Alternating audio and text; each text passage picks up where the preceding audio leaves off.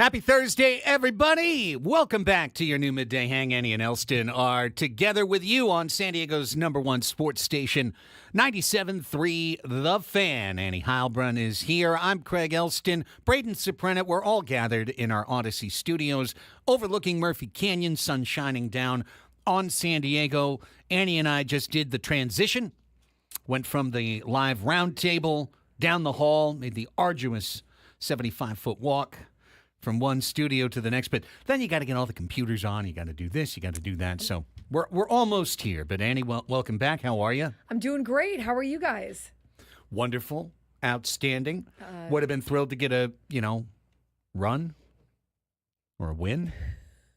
Something. Run definitely satisfies. A run would have been cool. Can't win if you don't have a run. Would have been cool to score Run. or not be losing.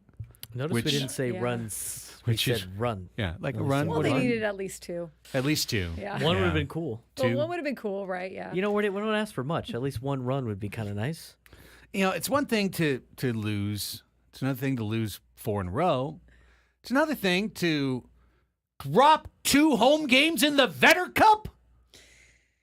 Where's your priorities? You know, No more Vetter Cup for us this year. Zoomed in on the circle. You know how the Mariners do the circle where they jump around after they... Oh, So I clipped it, I zoomed in, and I could see Ty France saying, that was for the Vetter Cup. Vetter Cup, Vetter Cup, Just kidding. Vetter Cup. He didn't really do that, but Well, That actually would be hilarious if you did, though. I know. I will stand by that both organizations should create a high school gymnasium style, plexiglass awards cabinet within which they would keep every year all of the little pennants for whoever won the Vetter Cup that year. And then, of course, store the Vetter Cup, which should be a permanent movable trophy like the old oil can, between San Diego State and Fresno State. Perpetual trophy. A perpetual trophy. Goes back and You know forth. those brilliant.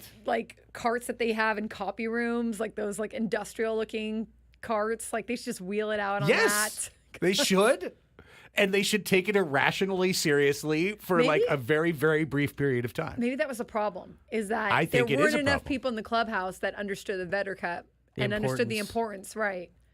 I don't think you've ever been more right on this Yeah. show, Annie. How funny it'd This is be. the I'm most. sure that's a compliment. I think you are on it exactly. Presenting the trophy after the game when they win it, like a college rivalry, and seeing that on the highlight shows, people would be like, what in the world What are is they doing? this? Wouldn't you love That it would if be a Mariner hilarious. just dropped into an interview, just very straight faced, and it's even better because we won the Vetter Cup or whatever. We We're coming home up 2-0. This is personal. We're one step away, but we can't take it But too then serious just, yet. No smile, no nothing, because then you get both clubhouses ignited. It's like Kobe Bryant. Job's not finished. I'm telling you. I'm telling you. Do they have 2 in Seattle? maybe? Yeah, got 2 in 2 in Seattle. Seattle. So, So, they're dormy. All they have to do is just win one, and they've got it. Ty We have to France- take them both now. Ty That France in the pitching staff postgame. for them? Job's not finished. Okay, yeah, they're man. good. That's fine. I know they're good. Job's not finished. Okay, we kid a little about that. Teams lost 4 in a row again. I am literally going to tell you, honest to God truth, at some point in the middle of the night last night, you ever get a cramp in your leg? Do you ever? Oh, Yes. yes. Yeah. You ever have that happen? Yeah. Drink some water. Charlie Oh, horses. So Yeah. literally that happened. I had something where I stretched out my right calf. It Potassium, Charlie horse. magnesium. It was like, right? Yeah. Got up, kind of, had to put some weight on it. It's the boom, worst pain ever. went away. It sucks, right? It's like, what just happened? Your calf just turned into a knot. Just like, And then your ego starts to hurt too. Do you Like, ever I can't wake believe this is so up in the middle of the debilitating. night with that? that's what happened. That's what I'm telling sorry. you. That's what I literally just said. And you have to jump out of bed and try to, yeah. That's Ooh. exactly what happened. It was the middle of the night. Yes, we're now on the same page. All right, great. Okay, I actually just said that. So I was sleeping, woke up, put my foot down to clear it, and then I couldn't fall asleep for a half hour thinking about this damn 4-game losing streak. And what are we going to talk about tomorrow? And does this team shy away from their expectations? They finally got to a spot, and now they've dropped 4 in a row. A 2-0. 2-0. I feel like maybe they're not going to slip into the whole win 5, lose 5, win 5, lose 5. I don't think they're back there, But I feel like their injuries are catching up. Some fatigue of the season is catching up. Some, you know how you like to say it? Some, the bill's going to come due. Yeah. Some of the bills are coming due right now for some of the stuff that they improbably were able to overcome during a stretch that you're like, how are they doing this with all these guys out and, starters only going 5 innings, and how are they getting this done? But they're getting it done. It's so fantastic. Saturday night, they came back. It was a close game, et cetera, et cetera. Sunday was kind of a clunker. Would you agree? Ryan Nelson, Yes. that was a clunker. I don't even remember what was Monday. Tuesday we got our butts handed to us. We're down right really away. Good pitcher. Yes, and then Gilbert shoved. And a really good pitcher. But here's the only problem is that those are the kinds of pitchers that you do have to find some success against at some point, because those are the kinds of pitchers that a lot of times you're going to see in the postseason. Right. That's the guy who you see in game Yeah. one. So you do want to tip your cap to a guy like that, but you also want to, as the season goes, Mike Schultz likes to say this, you get better as the season goes. You also want to find ways to win against some of these guys. Here's an unfair thing, and I'm saying right at the top, this is unfair. It's a thing I thought of at 2 a.m. with a leg cramp. Okay? The team got their All-Stars announced. They haven't had a lead in a game. Like, they haven't had a lead in a game. Since the All-Star Hey, we've got 5 All-Stars, and we're losing to Ryan Nelson, and we're losing to Gilbert, and we're losing to Bryce Miller, and we're getting shut out. We've like scored a couple of homers since we've had our All-Stars announced. I want to say, and I could be completely making this up, but I want to say the last time they had also 5 All-Stars didn't end up being a great season for them, like overall. Yeah. Is that right? I need to find that. How many did they have in 21? They probably had a few. That's it. 2021. The Padres' 5 All-Stars are the most since 2021, and we There you know go. what happened in 2021. There you go. Well, they ran out of pitching that year, and they could run out of pitching this year. Yeah. The funny thing that happens, this is human nature. This is straight up human psychology, college course stuff. Probably one of us took an undergraduate course that said something like this along the way. The human mind is always looking for patterns.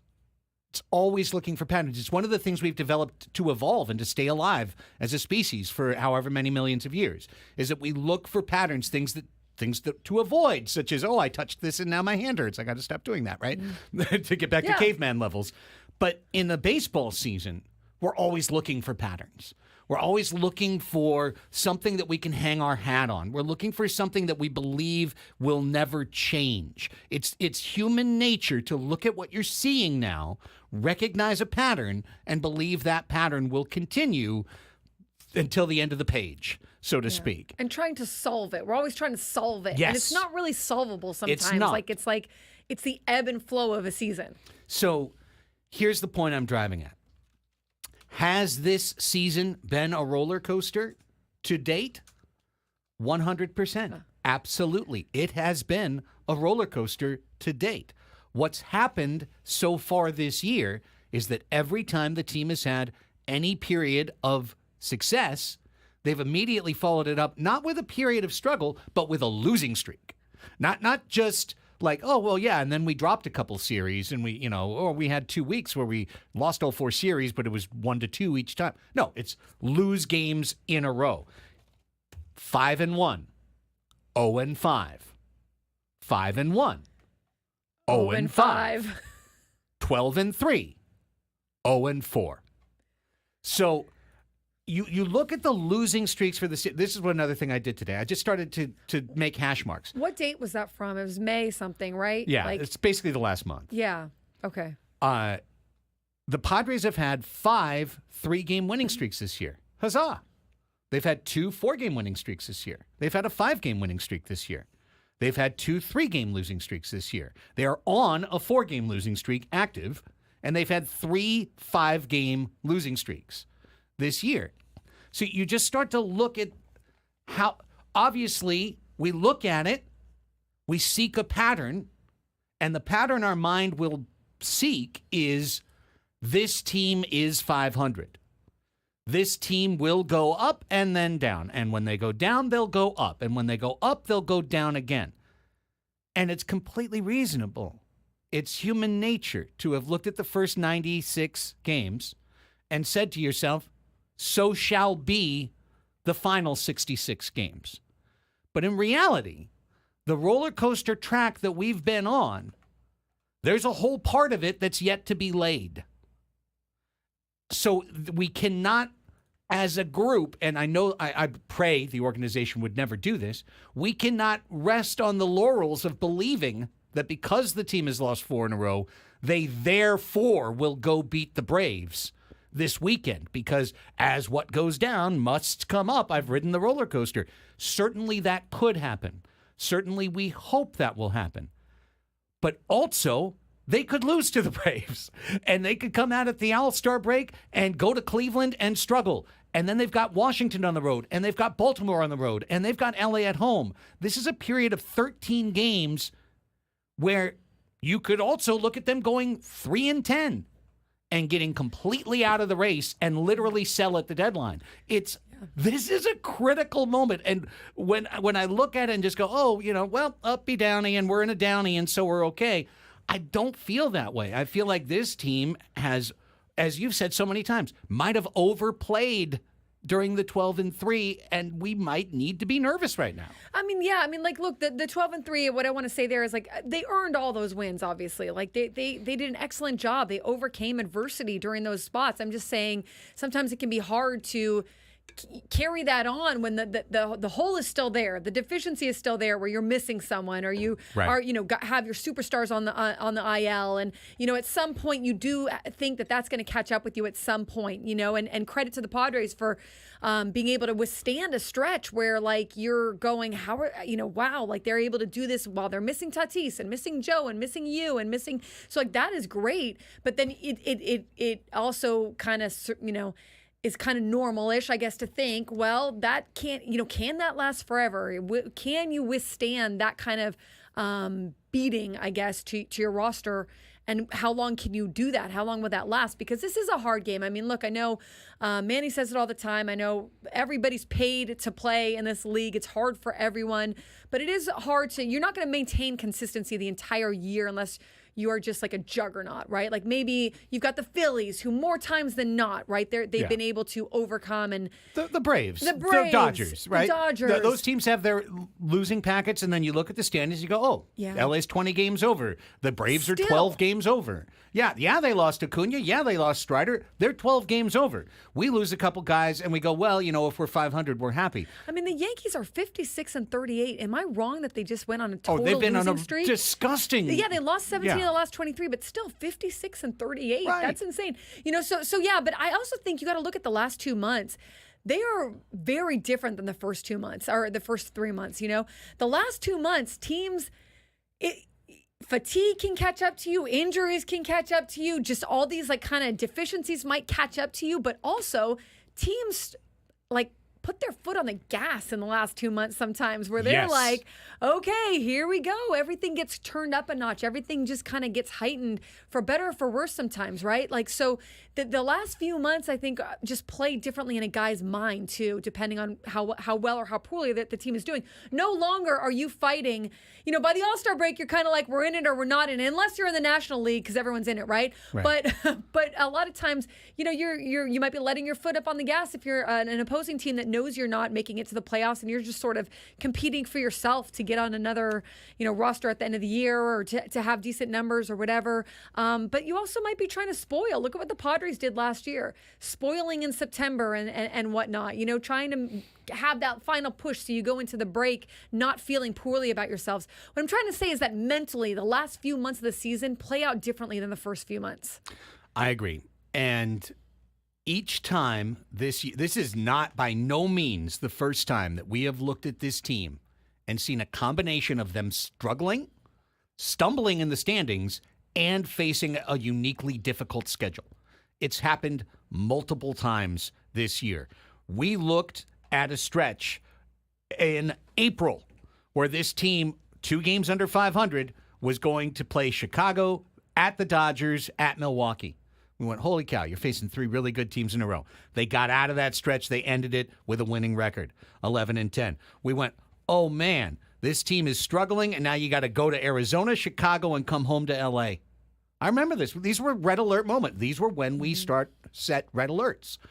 This was a stretch. The team responded. They went through it. We went, holy cow, You just got swept by Colorado. You got to go to Atlanta, Cincinnati, and come home and host the Yankees. What are you going to do?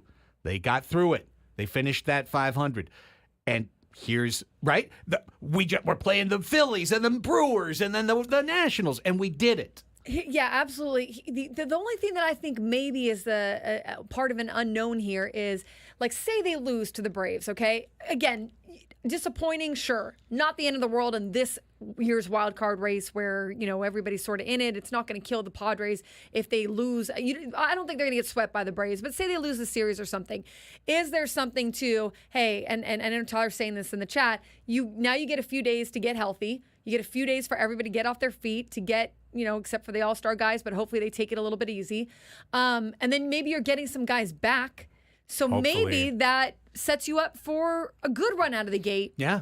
After the all-star break. Bottom line for me to wrap this segment, and I'm not changing what I've said the last couple of weeks. I came in 2 weeks ago before I went to break. I came in after I came back from break. I said, I believe in this team. I believe they've shown us who they are. They've got this resolve. They've got this connectedness that we hadn't seen in recent past versions of the Padres. This team feels more connected than the other teams. They've bounced back. They've responded to resiliency over and over.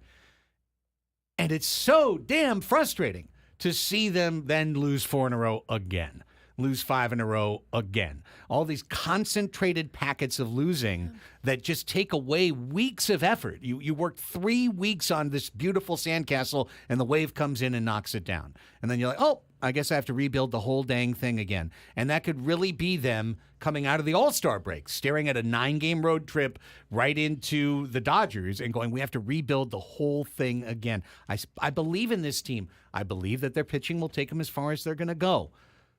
And right now, they are once again testing our faith. It's a tough July for sure. They get to August, I think that they get a little bit of a break, right? Like the schedule isn't as dooming. But this July could really tell some things one way or another. And I also want to say, like, as great as those comeback wins and those identity wins and that resolve is there, you have to protect against it. You get too far away from that with losses or people not playing well or more injuries, it can be hard to sometimes tap back into it. So they'll want to try to keep this identity from slipping away too much, for sure. I mean, look, we wanted 2 and 3 out of these 2 series as a bare minimum. We agreed on that on Tuesday. They're 0-2. That means you got to win the series against Atlanta. You got to get 2 wins against Atlanta. Are we now at the point where we say, can we just get a win against Atlanta? Can we get a win and be 2 games over 500 instead of a game under? What happens at the break? if they get swept by Atlanta? Like, I'm not saying they're going to get swept by Atlanta, but so they're 1 game under 500, but probably still right in the race. But they'll have lost 7 in a row after being 6 games over 500. You definitely don't want that to happen. So it's not ideal going into the All-Star break. So let's not do that. I think this is just another one of these moments. And the fact that the All-Star break is there means you can't build some momentum. So it's a weird spot for the Padres right now. It got a lot weirder and yes, they won in Atlanta. Absolutely, they won in Atlanta. And also, they just got completely shut down, never having a lead for even a half inning against Seattle, and they lost 2 out of 3 to Arizona. Are they facing? I think they're facing pretty good pitchers for Atlanta this weekend, right? Yeah, 2 All-Stars. Is it the same guys that they faced last time? Or? They're facing Lopez and Sale. Okay, and they were able to beat them last time, except for no. Well, they did not beat Sale. But again, I do that. I fall into that trap sometimes. And yes, they absolutely were able to. Taking 3 out of 4 in Atlanta was a credit to the Padres and a job well done. But I fall into this trap too. Nothing remains in a vacuum. Right. It's not a no-brainer that'll happen again. Precisely. And that was kind of the point I made, right, at the start. Like, we think that because we viewed the roller coaster, that the roller coaster only goes here, but there's track yet to be laid. On the road. We haven't actually finished the ride, but we always, as humans, believe that because we've seen so far this much, that it all must remain the same. It must not. Everything changes all the time, and this Padres team could go way, way up, but they could also go way, way down. They don't have to just stay right in the middle, but maybe they will. Maybe they will stay in the middle at the end. You know what? We'll be here each day along the way. But I thought on the round table, an interesting topic came up. And we kind of chopped it up, the whole group, a little bit. And I want to get into it more as we continue on this deep dive hour. How much, strategically, how much do you invest in terms of your entire franchise's resources, right? You've got a finite number of resources that you have, both in terms of present value, future value, capital you can move, prospects, etc. How much do you put on this year's team now? How prudent is it to just empty the bank for the 2024 Padres? I think it's a really interesting discussion, one that we will continue and invite, as the hour continues, your thoughts as well on the phones. Annie and Elsten underway. We go till 2 o'clock. Today, no Padres. Full Gwen and Chris from 2 to 6. Scraby Show at 6 o'clock right here on The Fan.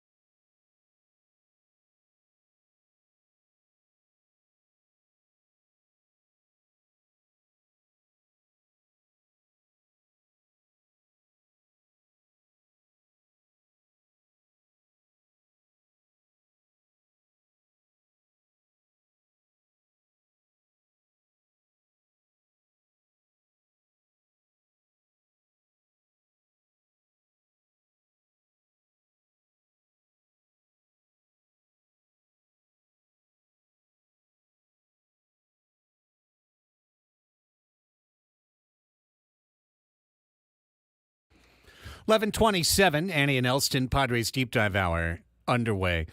For the purpose of this discussion, I wanted to start by seeing if we could agree to a consensus on one thing.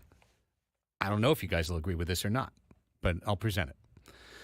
Can we agree that this is the scenario we're counting on as Padres fans for the 2024 team? Are you ready to hear the scenario? I am ready. Okay. The scenario is that our team that goes up and down and up and down and up and down and up and down again. It did have a climb of 12, so I'm going to give it a little 12, and then now where is it? a little climb. Straight down. So right they had now? a big drop on the roller coaster, Annie. Yeah. No, they had a big climb, and now they had kind of like a little drop. So now they're going like And now this they're going down. there. Yeah, it's exactly. like the I can boring picture roller that- coaster. right. That's Yes. like The the one. drop wasn't almost. No, I don't want to say that. Yeah. That the is drop the- is getting steeper and steeper No, I don't wanna every say day. that. Okay. We're right now on a roller coaster that I can handle. That's the slow. So this is what I'm asking if we can all, the three of us, agree upon. That what we're hoping for, what we're counting on for the Padres is that they hit one of their upswings immediately before the MLB playoffs. That You get hot before the playoffs. that you're going to just, well, not too far before, because if they get hot 2 weeks before the playoffs, then they'll have another 0-4. All we need is 0-2, and we're out. Okay? So what we need is for them to get hot exactly at the start of the MLB playoffs, because then a 2-week hot streak gets you to the World Series. That's what that's our win condition for the year, is that our team gets hot at the exact right time. Or some teams can fall out of the wild card race and they can take a good, pop up and then kind of hold steady, right? Can we count on that? In Oh, that was August, Adam maybe. Running back or something? Could you count on that? Is someone running? I don't know. Somebody's Someone's running, and usually Yeah. when I hear running, I think it's like Are we off the something's air? happening. Yeah, exactly. Because Adam's Okay, usually in running. August they play the Rockies, the Pirates, the Marlins, the Pirates again, the Rockies. How do we do against the Rockies? Not well. Awful. We've lost to the Rockies. We're 2-5 against them. We're trying to time the up, right? This is my point. Okay. Can we get swept We by the can Dodgers hope, and Diamondbacks right? and We sneak can into the hope. playoffs? We can hope that the final 66 games gives us a different pattern. Continuing the discussion from the first segment, we can hope that the final 66 games shows us not a wavy pattern, but a structure that's being built, going up, up, up, up, up. And if that happens, wonderful. Then we'll say that our actual win condition is just to roll our good team into the playoffs and just keep playing good. I mean, didn't the Diamondbacks, again, they were left for dead, then they kind of limped their way into the playoffs, and then they got hot. And that's what I'm saying we're counting on. Okay. That's realistically, isn't that what we're all counting on? Just get there. Haven't we all said that? Yeah, I think you just got to get there for sure. Okay, so then we do agree. Just get there and get hot at the right time. Yes. It's not what I'm. I mean, the point I'm making. Players talk about that all the time. If you get hot at the right time, it's about getting hot at the right time as you head into the postseason. It's not the most talented team that gets to the end there. It's not always the most talented team that gets deep into the postseason. It's the team that can withstand some adversity and and get hot at the right time and capitalize on some other teams. What was the Diamondbacks' record on July 11th, 2023? That's a great no question because I idea. bet you 2 under. They were 52-39. Interesting. They were 52 and 39. 52-39. They were a place that we've never been. They were then tied they went on a with the Dodgers for crazy first place. losing streak after the All-Star break, didn't they? Go to Yes, they did. They had a rough stretch after the All-Star break. Where did they end up? Then about 84 wins. They wound up with 84 84 wins. But 52 and 39. Wow. Okay. No, what are we? Not 52-39. Well, we've never had any patch like that for 3 years. We've talked about that since the beginning of 2022. We have never had a patch where the Padres could look at the standings and say we're 10 plus games over 500. Right. We literally haven't. Since the beginning of 2022, they have not given us any patch like that. Barring that happening, which we of course would all love because it makes coming to work so much nicer every day.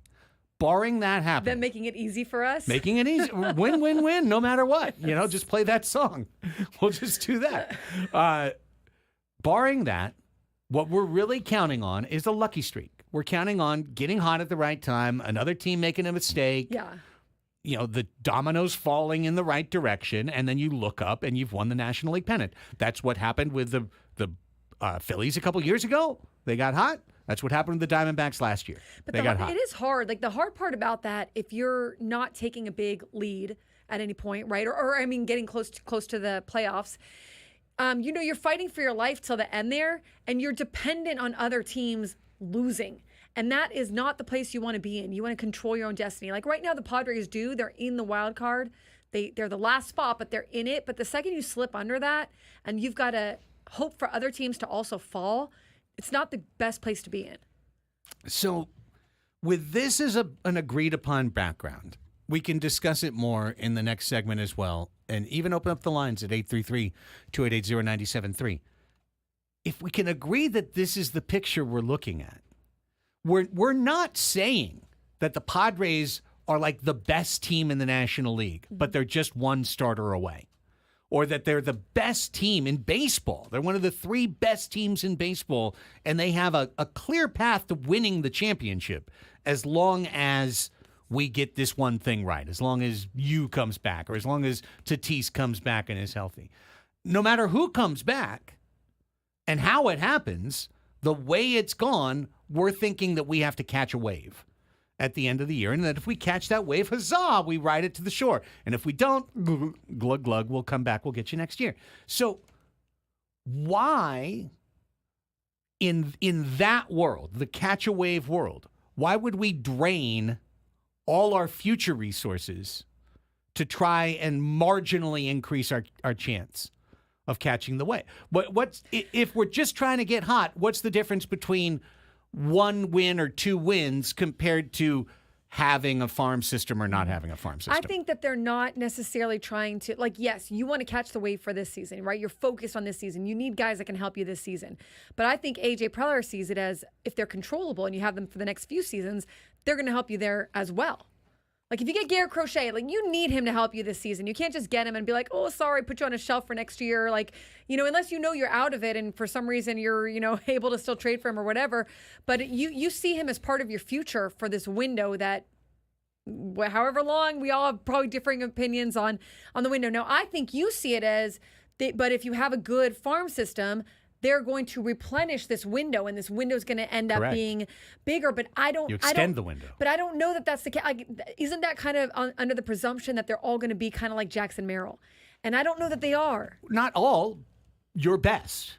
The ones that you identify as the best. So you're going to get we've already traded the other guys. and Salas up when? And then they also have to be who they think they're going to be. And Snelling and Lesko. I'm not even sure who else is part of that, the best. Your supporting cast is supposed to be like that too. Yeah. Your guys that you paid a lot of money for have to have good years, because if they have bad years, then you're back to this year again in 2027. The only difference is you have some of your minor league guys up that you didn't have before. It's too much relying on a perfect future, which is not close to being true. But I do agree with what Craig said on the roundtable today.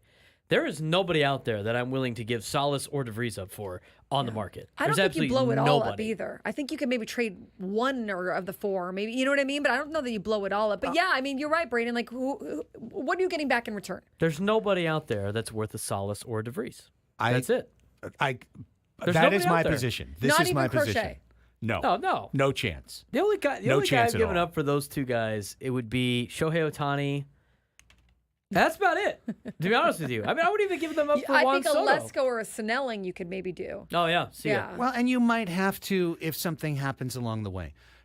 I'm trying to take a 30,000-foot view here as somebody who has to walk every inch of this season with you and be there every day with y'all on the air, 4 hours a day. So we're walking every foot of this season. It's hard for us to take a 30,000-foot view. I'm trying to take a little bit of that upper view and go, how dumb would we look a couple years from now draining the system, completely draining it to get to 84 wins? And then we go 0-2 and out in the first round of the playoffs, which is something that can happen to any team. Nothing is guaranteed. No future is guaranteed. The Brewers won the division 3 years in a row. What has it gotten them? 0-2 and out. That's it. Lose 2 games, done. Playoffs take 48 hours. They're done. and look, and then you go, oh, and now we traded for 2 more players who have a year of more remaining of contract at $12 million this, $16 million that. We're right up against it. We are in the off season. We've got 11 guys. We're already up against the first apron. We don't have any move. We don't have any flexibility. We don't have an ability to move. Oh, and by the way, we're set up like this for the next 4 years. If there's not someone that he feels is so valuable, that can help this team valuable in terms of them for the future, for another year, for the next 2 years, in my opinion, then I don't think you do. I don't think you move one of those guys. But I do think they're movable in the off season if there is someone that's going to help you in the next few years. Maybe not both of them, and maybe not Salas and DeVries, but there are farm pieces that I think he's going to have to give up if he's. I don't think you can just be like, well, in 4 years from now, we're going to finally have the team that we've always wanted to have. It's just not. It just doesn't work in a vacuum. Like players are going to get worse. Players are going to get injured. Players are going to, of course, players are not going to pan out. So there has to be that balance, right? No, there absolutely does. I would argue that we have watched one of the most extreme versions of how to handle a farm system here in San Diego. Which is also going to replenish too, right? Okay, maybe. He has the last few times. What AJ has done is he has used his farm system not as a farm system. He's used it as a battery. He's used it as a battery to power his big league team. He drains the battery to add power to the big league team. And then when it's out of battery, there's nothing left to charge it, 2023, and you let it slowly charge up. And then what has he done this year? He's taken 2 big hits into that battery and drained it twice, and that was cease and arise. Now you've got like the 2 bars on the battery down there, and you can't switch to low power mode, which is maybe what I'm suggesting. but if you drain it all the way, are you giving me a World Series team? Are you giving me a team that you can look at and go, Dodgers, Phillies, Padres, same? No. I don't think you are at all. I see what you're saying. I don't think he can drain the whole farm system because the management and the front office there has come out and said, we need these young guys to come in low cost, hungry, able to fill in around these bigger superstar pieces of the roster. That's already become kind of a thing, right? Now he's got a different budget that he's working with. So I do think he's mindful of the future in that way. And not just Preller, but, his baseball operations team.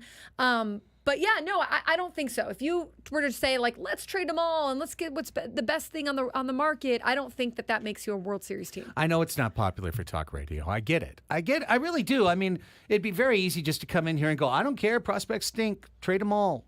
Let's go. He has to be mindful of it for sure. But I really want to be a Padres fan in 2028. Like, I want this to be a number 1 station in 2028. I want us all to be here and happy. I want Padre fans to enjoy a decade of success, not sell it all out because we're 3 games over and we might get to 4 games over. Now, wouldn't you feel regret too if you kept all those guys and none of them panned out, and then you're sitting there going like, well, we should have traded them while we had the chance? But it's the same notion. Yes, but I mean, that path has flexibility to it. That path, you can now make a move. You can do this. You've not spent that resource. There's an opportunity cost to draining everything along the way. But if they come up and they're all like Jed Jerko or something like that, or Corey Spangenberg or some of these Jed guys. Jed Jerko had a 30 home run season in the big. He had a 30 home run season one time. Put some respect on him, Braden. 30 home run hitter in the big league. It's a lot of these. It's like Austin Hedges was supposed to be the guy, like all the time, and then he wasn't. And Hunter Renfroe was supposed to be the guy all the time, and then he wasn't. And all these players, I know it's a different era, but it is. But the thing is, to me, anytime, because you're in the business of winning World Series, anytime your big league club has a chance to make the playoffs, you need to make that team as best as humanly possible that year, because next year you don't know if you're going to get the same production out of anybody. You don't know who's going to stay healthy. You don't know. There's just so many questions about it. And guess what? Every year is different challenges. They'll have different challenges next year and the year after that. But anytime you can improve your roster to compete, you do it. And if you don't have that philosophy, then I think you really have to question if you're really in the business of winning, or if you're in the business of trying to be so cautious all the time. And there's multiple ways to do it, but I prefer my team going after it every single year, that they have the opportunity to do so. Some years they're not going to be competitive. You know what? That's going to be a down year. But you don't want to. You also don't want to put yourself in a situation where you're just kind of in the middle of the pack every year.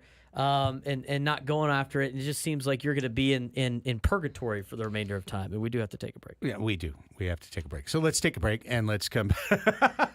Very well done, though. Reserve the last slot. That was a good job. We'll come back. If you want to chime in, 833-288-0973. We're Padres fans. We understand that you make trades to improve the team.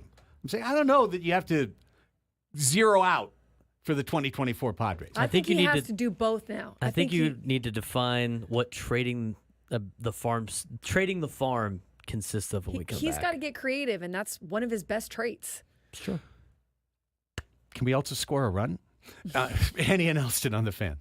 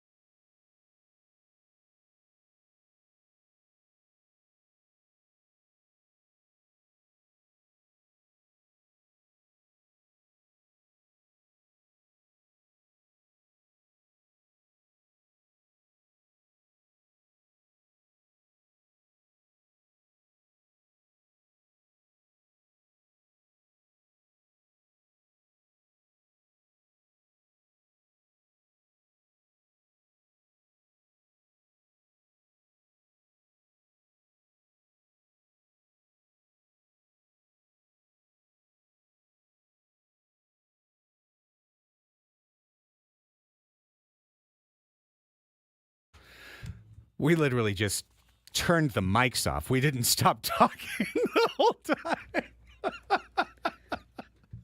This sometimes happens. This is where radio suffers compared to the podcast. I hope you're listening to us on a podcast, but just know that the baseball conversation continued for the entire 4+ minutes there during the break. Annie and Elsten, it's one of these types of conversation starters for sports radio. There's no right answer. You can have absolutely firm convictions on any side of this, and none of us know the future, so you might be right, or I might be right, or Braden might be right, or Andy might be right, or Kevin in Chula Vista might be right, or anyone might be right. We don't know who's right. Again, I started the show talking about human nature. I continue talking about human nature. It's human nature to look at the thing that's in front of you right now and think it's the single most important thing. And right now, we're paying for our tickets for the 2024 Padres. We're living through the games. We're elated for a 12-3. We're suffering through the 0-5 that preceded it and the 0-4 that exists now. You know, we go through every inch of the ground together, walking. So I'm trying to take a little bit bigger view, because I think there's a certain fatalism to and I'm not accusing either one of y'all in this room of being this, but I know some Padre fans, I have had long discussions with them, who say, our window is this year, next year, and then we're done. We're toast. So you need to trade everything today for any improvement possible, because honestly, this is a roll of the dice. Next year's a roll of the dice, and then they're going to take the dice away. We're just going to be terrible for 6, 7, 8 years to follow as we suffer through the final 7 years of Manny Machado and Xander Bogaerts' contract, and we'll never be good again. And so, therefore, we got to just do everything for today. And I just talked to Annie and Braden during the break and just said, you know, what if we have a little belief in these two studs? And I think position players' prospects are a completely different thing than pitching prospects. If you want to tell me trade Snelling, Lesko, one of those guys' arms is going to blow out. One of those guys may never make the big leagues. Both of them may never make the big leagues. Both of them may be big league all-stars. You do not know with pitching. But with hitters, with good elite, when the scouts and the evaluators and the quants all identify somebody at the same time and point at them and go, that's one. Those are the guys you hang on to. And I'm imagining a 2027. Will we even get there? Okay, let's all have faith in each other. I'm imagining a 2027. Your payroll's already $172 million for 2027. Thank you. We're already at $172 million for 2027. Now, will the salary cap go up? Of course it will. It'll go up. You probably got 120 more million, in 2027. I don't know. But you need some young guys on that team to survive. And I'm imagining a 2027 that has Jackson Merrill coming off his third All-Star appearance, Fernando Tatis Jr. at 28 years old in the prime of his career, Ethan Salas at 21, probably got a cup of coffee the year before and is debuting as a full-time starter in Major League Baseball, and Leo DeVries doing a Julio Rodriguez act for you out at shortstop. So everything is working out perfectly. Every single thing is, there's no Corbin Carroll year. Everything is working out perfectly as it possibly could every year from now till 2030. Well, obviously that would be great. We'd win everything. But if you hit on these two guys, if you're right about these two guys, they're not random. It's not only us that are saying that Ethan Salas and Leo DeVries are good. It's everyone. I don't think you trade Salas and DeVries right now. I think Lesko and Snelling might be on the. Well, we all agree, right? But we all agree. But I think if there comes a time where you're looking at them and you're evaluating them and you're like, you know what, they're not turning out to be the players that we thought that they were, you move them. Well, and then everyone else is going to know that too, right? So that's a tough. But I'm saying, if you can imagine, just dream along, and I get it. Hope isn't a strategy, but betting on really good young players is a strategy. That's a major league strategy. It's one that's led to championships throughout the history of the sport.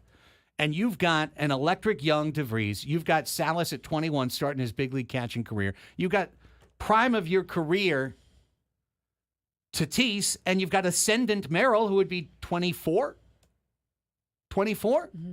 You're telling me the window's closed on that team? Because I'm saying no. I'm saying the window is wide open on that team. Yes, with 35-year-old Manny Machado and 34-year-old Xander Bogaerts still on the team, offering a more secondary role as they age gracefully through their, hopefully, through their contracts. Why do we think we have to put it all on this year's team? That's my point. I believe there is a path for this team to do what the Grupners and the Katsendas and the Prellers have said. What's all in to you? All in is trading everything. So you're saying trading Salas and another DeVries. Gore-type trade. If they Soto. traded 8 of their top 10 prospects, and the 2 guys that they didn't trade were Salas and DeVries, would you say they're all in, or no? I mean, they're pretty damn committed. But at the same time, I mean, those are the 2 guys you want to keep, right? Yes. I mean, it's like here's your top 10. It's Salas, it's Snelling, it's Lesko, it's DeVries, it's Major. Number 5, Pauly, Bergert, Homer Bush Jr., Austin Krob, and Victor Lizarraga. Yeah, I'd trade all of them except the top 2. I don't think they're necessarily going to be terrible in 2027. I think that you just have to take advantage, if there is an advantage to be taken, of whatever role you have in these years. I'd trade 28 guys in the top 30. All in one deal? 12 o'clock Sports Fix is next. We're going to do that next.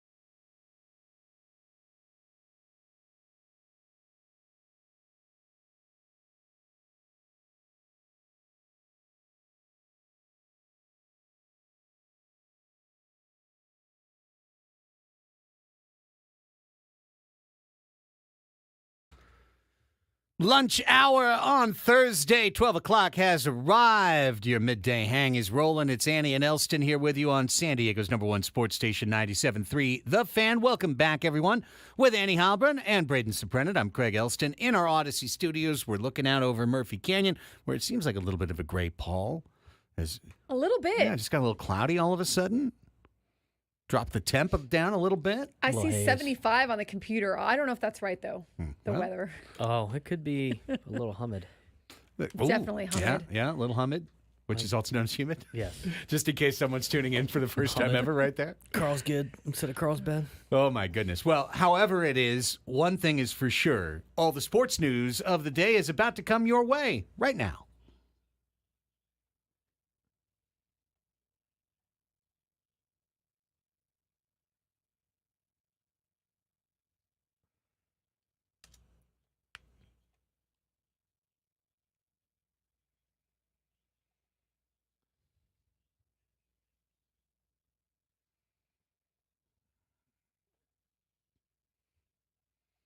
Do that thing. Let's do the 12 o'clock sports fix.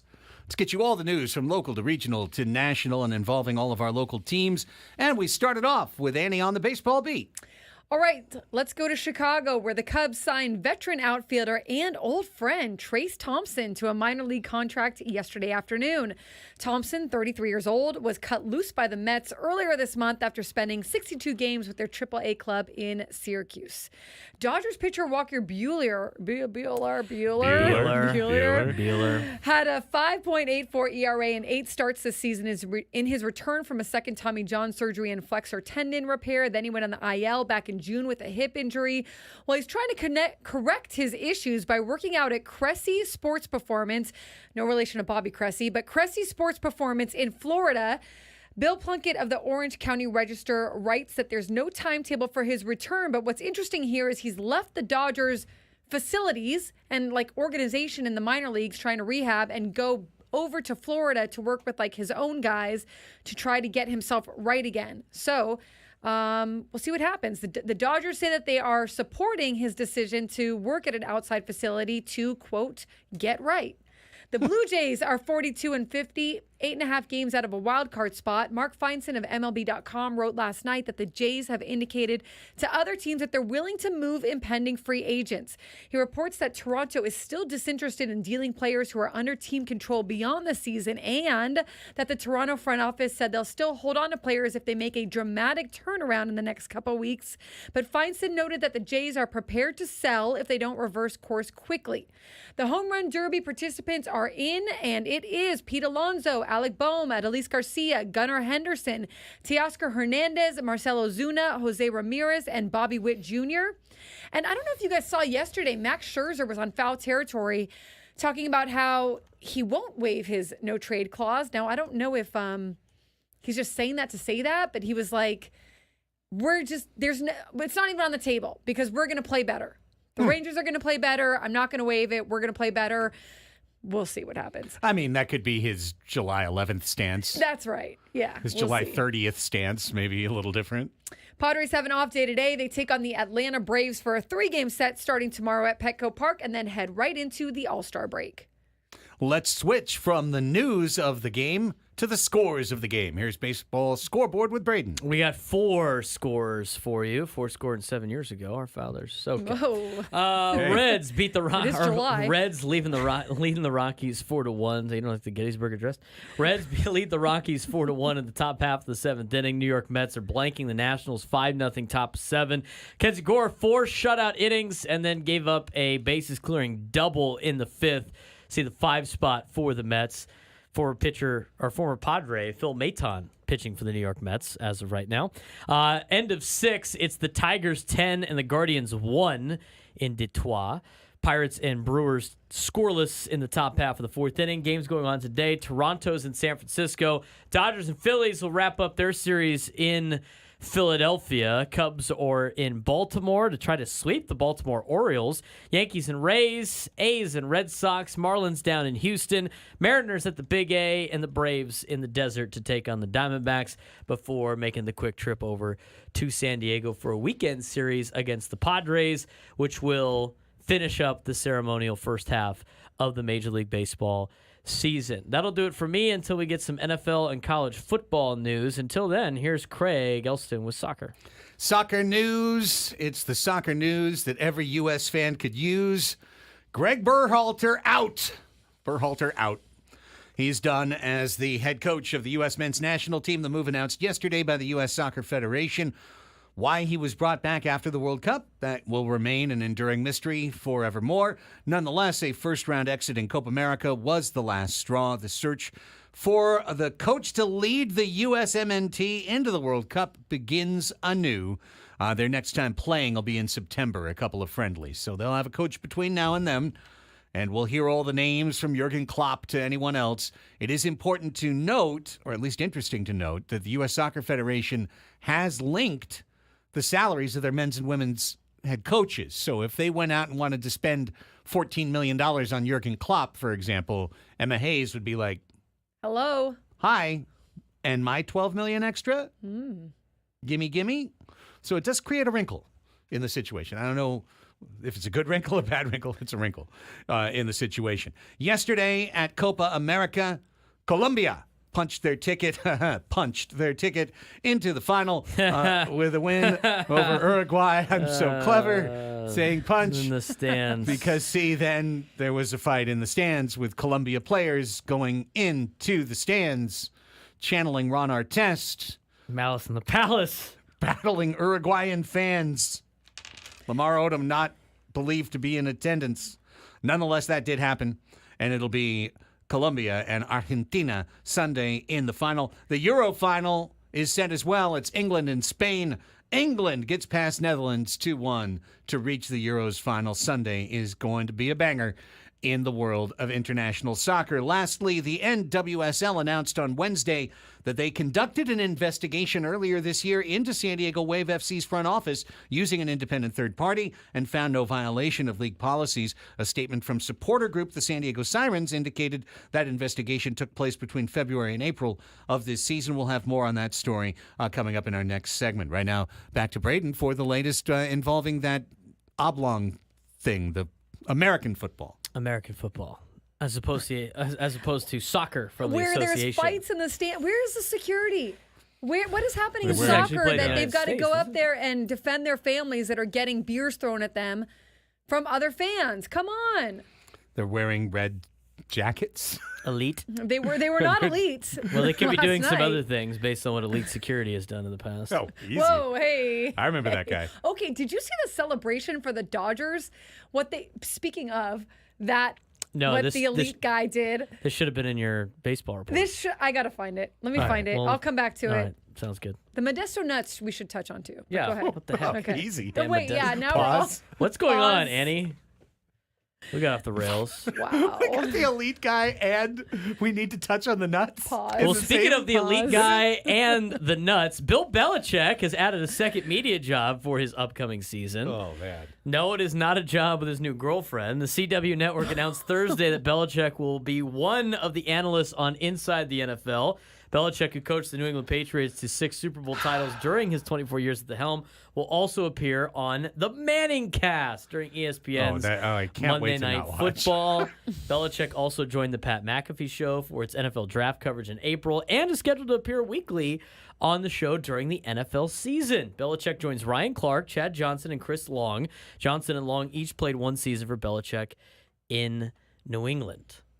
That's one of the NFL news and notes for you. Okay. The Tennessee Titans have agreed to a deal with free agent safety Jamal Adams. Team announced Thursday. 7-year veteran Adams spent the past 4 seasons with the Seattle Seahawks before he was released March 5th.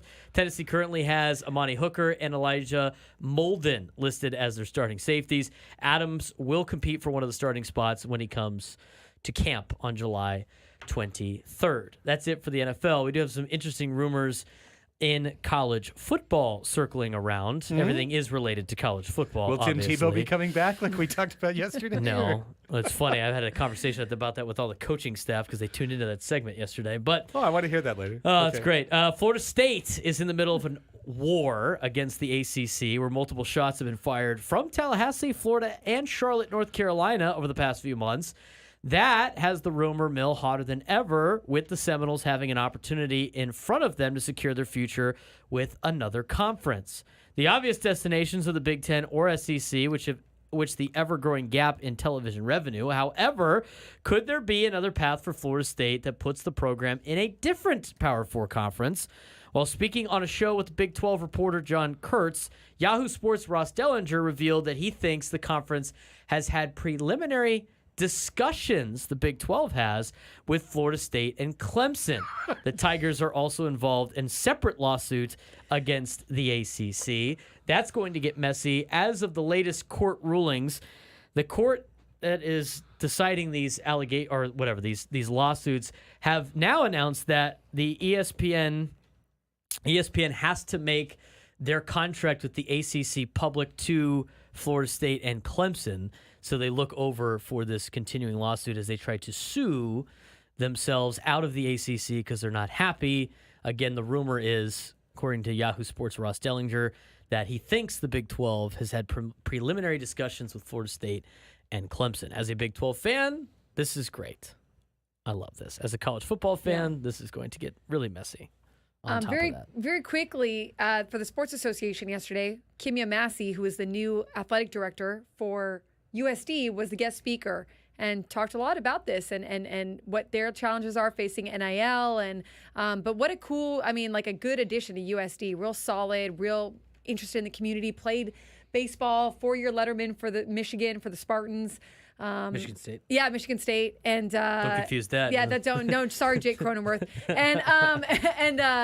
So just a lot of exciting things I think that they're going to try to do now over there. And a big fan of Brock Ungrich, who the only person that they brought up, Braden, he talked about this Brandon kid. Like, if you could just get this Broaden guy away. I'm just kidding. Only wonderful things to say. Broden is more like it. Let's go. Bruh. You guys need to stop talking about high school sports. It's boring to our turn on Facebook. Yeah, which we talking about? We haven't mentioned one thing about high school. But I digress. Okay. Go ahead, Craig. Updating my very previous segment, here's a brand new headline on the top of Yahoo Sports. Jurgen Klopp turns down negotiations for U.S. men's national team. R.I.P. Woo! It was that fun took while a long lasted. time. That took a very long time. Like, no time at all. For Thanks, Klopp to say, but no thanks. Not interested in your hot mess. Not interested in your Modesto nuts. Stay away. Okay. We continue with a whole... I'm interested in the Modesto nuts. A whole NBA Poor Wimbledon golf Modesto report. nuts. It's such a great logo, too. They It did. is. It's a great name, I mean, too. it's still to the end of the season, but I digress. We can crack open that a little bit later. Oh, wow. The Nutcracker. Craig the Nutcracker. The U.S. Olympic men's basketball team played a friendly against Canada yesterday, won at 86-72 in Las Vegas. Here's what's interesting. Who's going to play? Starting five, Steph Curry, Devin Booker, LeBron, Jrue Holiday, and Joel Embiid. That was your starting five. Then they brought in the second unit. Second unit was Anthony Davis, Anthony Edwards, Jason Tatum, Tyrese Halliburton, Bam Adebayo. Kevin Durant has a calf injury, so he didn't play. Derek White just got added to the team. He didn't play. What a team. Pretty incredible. But Bunch of mids. Yeah. How mid is that, huh? Such a bunch of mids. Steve Kerr's got a pretty fun job to roll those guys out. U.S. team travels to Abu Dhabi for further exhibitions before the Olympics happen at the end of the month. More NBA. Time Warner Discovery now has 4 days left to match either the NBC of $2.5 billion or the Amazon Prime Video $1.something billion pieces of the newly agreed upon NBA mega broadcast deal. If they don't in the next 4 days make a matching offer, the deal will go to the NBA Board of Governors where they will approve it like this. Yes. Why? Because it's 11 years, $76 billion. B with a B. $76 billion to just broadcast NBA games. This will be led by Disney/ESPN. They will keep the NBA Finals throughout the 11 years, but NBC is stepping in. Amazon Prime Video is stepping in. There will be an NBA game on almost 7 days a week during the season. But TBS is gone? They have 5 days, 4 days now left to Before match. they become the official home of Big 12 basketball. That's they're not yeah. going to be able to match that. So Billion? it's all on David Zaslav. He can either pay it up and keep it, or that's it for Inside the NBA. That's it. Dang it. This year. Now, remember, nothing changes till 2025. So one more year of Barkley and Inside the NBA. And then he said he's going to retire. And who knows? Unless they make him an offer, he can't refuse. Who knows? Nick Batum is returning to the Clippers on a 2-year deal with a player option. Now your NBA Summer League update. The Heat beat the Lakers 80-76. Former Aztec Keyshawn Johnson scored 21 points for Miami. Dalton Knecht, new rookie, had 20 points for the Lakers. And a young man named James had 3 points. That's LeBron's son. Thanks for your contribution. Yeah. Did you get the notification on your phone for that? I actually did. Yeah. Is it the front page of ESPN right now, I think? Yeah. Hey, he scored 3 points. Your Wimbledon women's finals are set. It's Jasmine Paolini against Barbara Krejcikova. Gesundheit. They each won 3-set thrillers today to advance to the finals. The men's semis will take place tomorrow. We wrap up with Genesis Scottish Open update. This is the warm-up to the British Open, which is next year, so it's got a lot of great players in it as they go overseas and get ready. JT is your leader. Justin Thomas with a first-round 62. He is at 8 under par. One shot ahead of Sung Jae Im. Maximilian Kiefer, the German, is at 6 under, along with Haotong Lee and Thomas Detry. Ludwig Oberg, Justin Lower. They are all at 6 under par. And Rory is there too, and he is 5 under par. Rory, speaking for the first time in 3 weeks, said he was wandering the streets of New York after blowing those 2 short putts to lose the U.S. Open. He's like a sad country song right now. He is. It's like a sad Wow, Rory. He was wandering the streets of New York, finding meaning. Looking at a pigeon here, sitting on a park bench there. It's a bag of trash here, a mugging over there. Rolex watch, or is it a Rolex watch? Can I know anything anymore? When I can't make a 3-foot putt, who knows what's a fake Rolex from a real Rolex? This is what was going through Rory's world's mind. greatest cup of coffee. Yeah, that's right. Congratulations. Slice of pizza. In this bagel, I found some reality, And that's it. That's your 12 o'clock sports fix. Do we have today. time to get to this celebration? You want to watch this? What this? Okay, Did you first see of this? all, Jose Canseco is the one who tweeted, "This is disgusting." Okay, the irony on that is hilarious, but let's just put what Shohei Ohtani. This is a double, right, Braden? He hits Looks a like a double. double. Yeah, it's a double. He's at second. Okay, and he does this celebration, and we'll describe it here in a second. Okay. Oh, we will, huh? Yeah, go ahead, Annie. You could describe So it. he hits a double. Let's roll it. He takes off his glove. It's a white glove, And and he he shakes his it. glove. Where does he shake it? Right in the He shakes it in pelvic front of region. himself. He put it in the pelvic region. Yeah, it's white and it's shaking right in front of his pelvic region. What are you doing? Here's the thing. Remember when the Dodgers had the celebration where they did in like the circle? It looked In like the they circle? were In the circle, they In did the the jerking circle, thing? they did the the- thing when they where jerked looked the like they chicken in the were circle? rubbing The the jerk champagne chicken bottle, and and then the- the champagne oh. bottle. You know what it does. Okay, the champagne bottle bursts. Okay, remember when they had that one? I don't understand how. She told us to play this. She wanted us to play this. I don't know. I don't understand how this is kind of like allowed. Like, what are we doing? Like, You're repurposing it. You're but obviously why allowing it. Why are the why is this Why are you going asking? on? Why is MLB like, hey, this is fine? Like it's. I don't get it. I don't get it. I don't get it. All right. Only thing in my mind right now is don't get fired, don't get fired, don't get fired, don't get fired. Annie wanted to play that. I just don't and then understand. describe What are you it. doing, and then in Shohei? a circle. These celebrations. She brought up circle. They're in a circle celebrating. Circle celebrating Ish, with ish. champagne. They're all doing this celebrating with a fake And she champagne said, bottle "What does that they're champagne rubbing." do when you shake it?"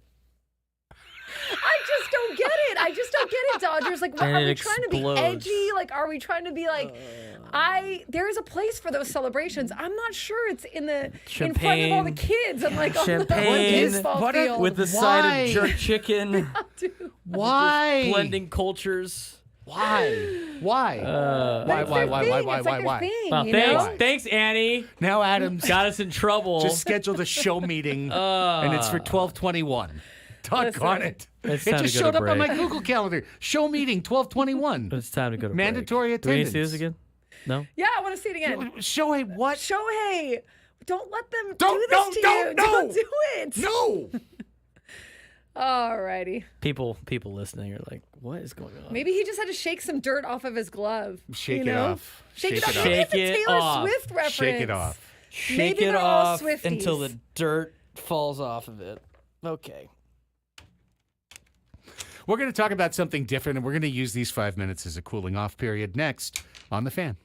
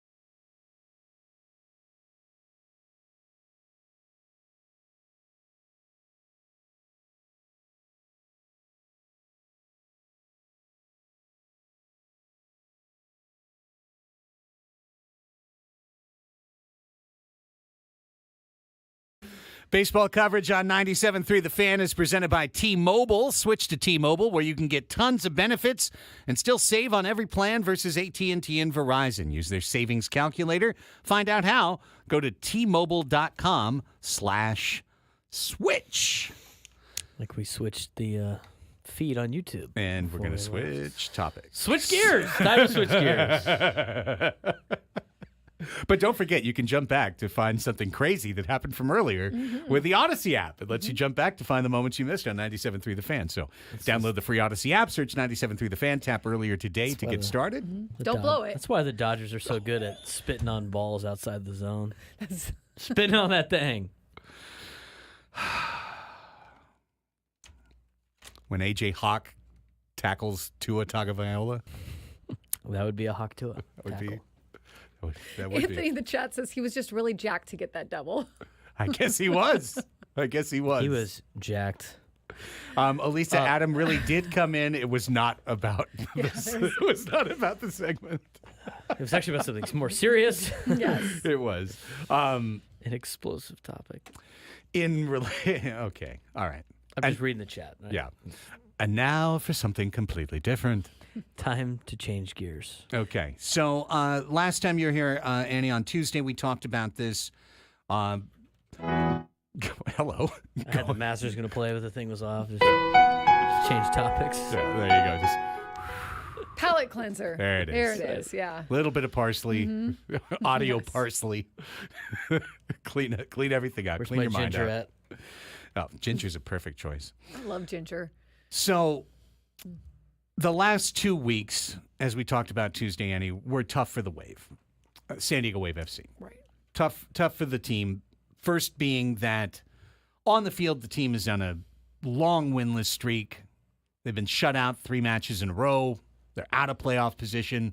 They fired their head coach, who was extremely popular within the fan base, within San Diego, just extremely popular. You had just given her a 4-year contract extension to start the year.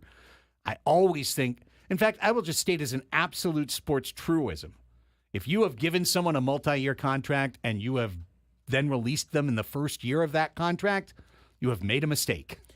Please understand, teams do not like to waste money, especially in that area. And if you are, the last year maybe, but the first year rarely happens. They don't want to throw that money away. Yeah. So that was an on-the-field issue that everyone's comfortable talking about on radio or whatever. And if you're a front office of a sports organization and you make a move like that, you understand, or you should certainly understand, that you're going to take some heat for it, that you're going to take increased scrutiny in terms of your on-field results. The club let Casey Stoney go. They've lost 3-0 and 1-0 since then. So seems to me like that was a mistake because you haven't seen any turnaround in your results. So why did you let the head coach go? But that was the week before what happened last week. And last week was first one former San Diego FC employee, then a few more came out with not specific, but with accusations of a toxic culture within the Wave front office, allegations of harassing behavior or abusive behavior within the Wave front office. Again, no specifics, no specific incidents mentioned, no specific, other than Jill Ellis, people mentioned or saying this thing happened on this day. But those accusations happened. Those accusations carried to every corner, trust me, of the San Diego sports soccer world. It carried to every nook and cranny of the San Diego soccer world. And I think it did crash into the regular sports world in San Diego as well. So, and we talked about this a little bit, Annie. For a supporters group, it's an incredibly difficult spot because you're an independent group. You're an independent group of people who put your time, your money, your effort into supporting the players and the team, but you're not paid by the team. You're not team employees. You want to have that independence, and you also want to have a group that you believe in, because if you don't believe in the group that you're supporting, you can't support them. You can't support them with your whole heart. Speaking as a supporter, I know this intimately. So, the San Diego Sirens, the official supporters group of the Wave, put out a statement yesterday, and that statement included some news within it. And it also finished with a call to action. And seeing as we've had Googie from the Sirens on before, and just point of fact, I reached out to them this morning to see if they'd come on. I haven't heard anything yet, but we'd love to have them back on the show, as soon as possible, tomorrow if possible, to talk more about it. Braden's putting this up on the screen if you want to check it out on YouTube, but I'll jog through this quickly. It says, as Sirens, we've been upset to hear the allegations of abusive and harassing behavior within the Wave front office. We believe our role as supporters is to stand by players and to hold the club to a high standard in fostering a community and workplace respectful and positive to all members. Over the last few days, we have met with Wave leadership. And through the Independent Supporters Council, we also met with NWSL representatives. In these meetings, we were told, bullet point, the NWSL conducted an investigation of these allegations between February and April of this year, 2024. NWSL investigations are conducted by third-party lawyers who are not limited in who they can speak to or what they can ask due to the nature of the industry and sensitivity of the topics. Subjects are held to higher scrutiny than a typical legal investigation. This investigation found no violations of the law or of NWSL policy. Second bullet point, and we talked about this when we discussed it, the abusive email circulated on social media was sent from someone impersonating a Wave employee from a Hotmail account. This same Hotmail account was used to send 2 other false or misleading emails to individuals in the Wave community. Media reports and private conversations support this. Last bullet point, Wave appointed a new head of human resources in April. The Wave front office says it will monitor the culture of the club and take swift and appropriate action should any further allegations come to light. As an all-volunteer community organization, it is not the Sirens' role to assess or investigate specific allegations. However, we can call for practices that will help the Wave be the kind of organization we can support. It says enthusiastically support.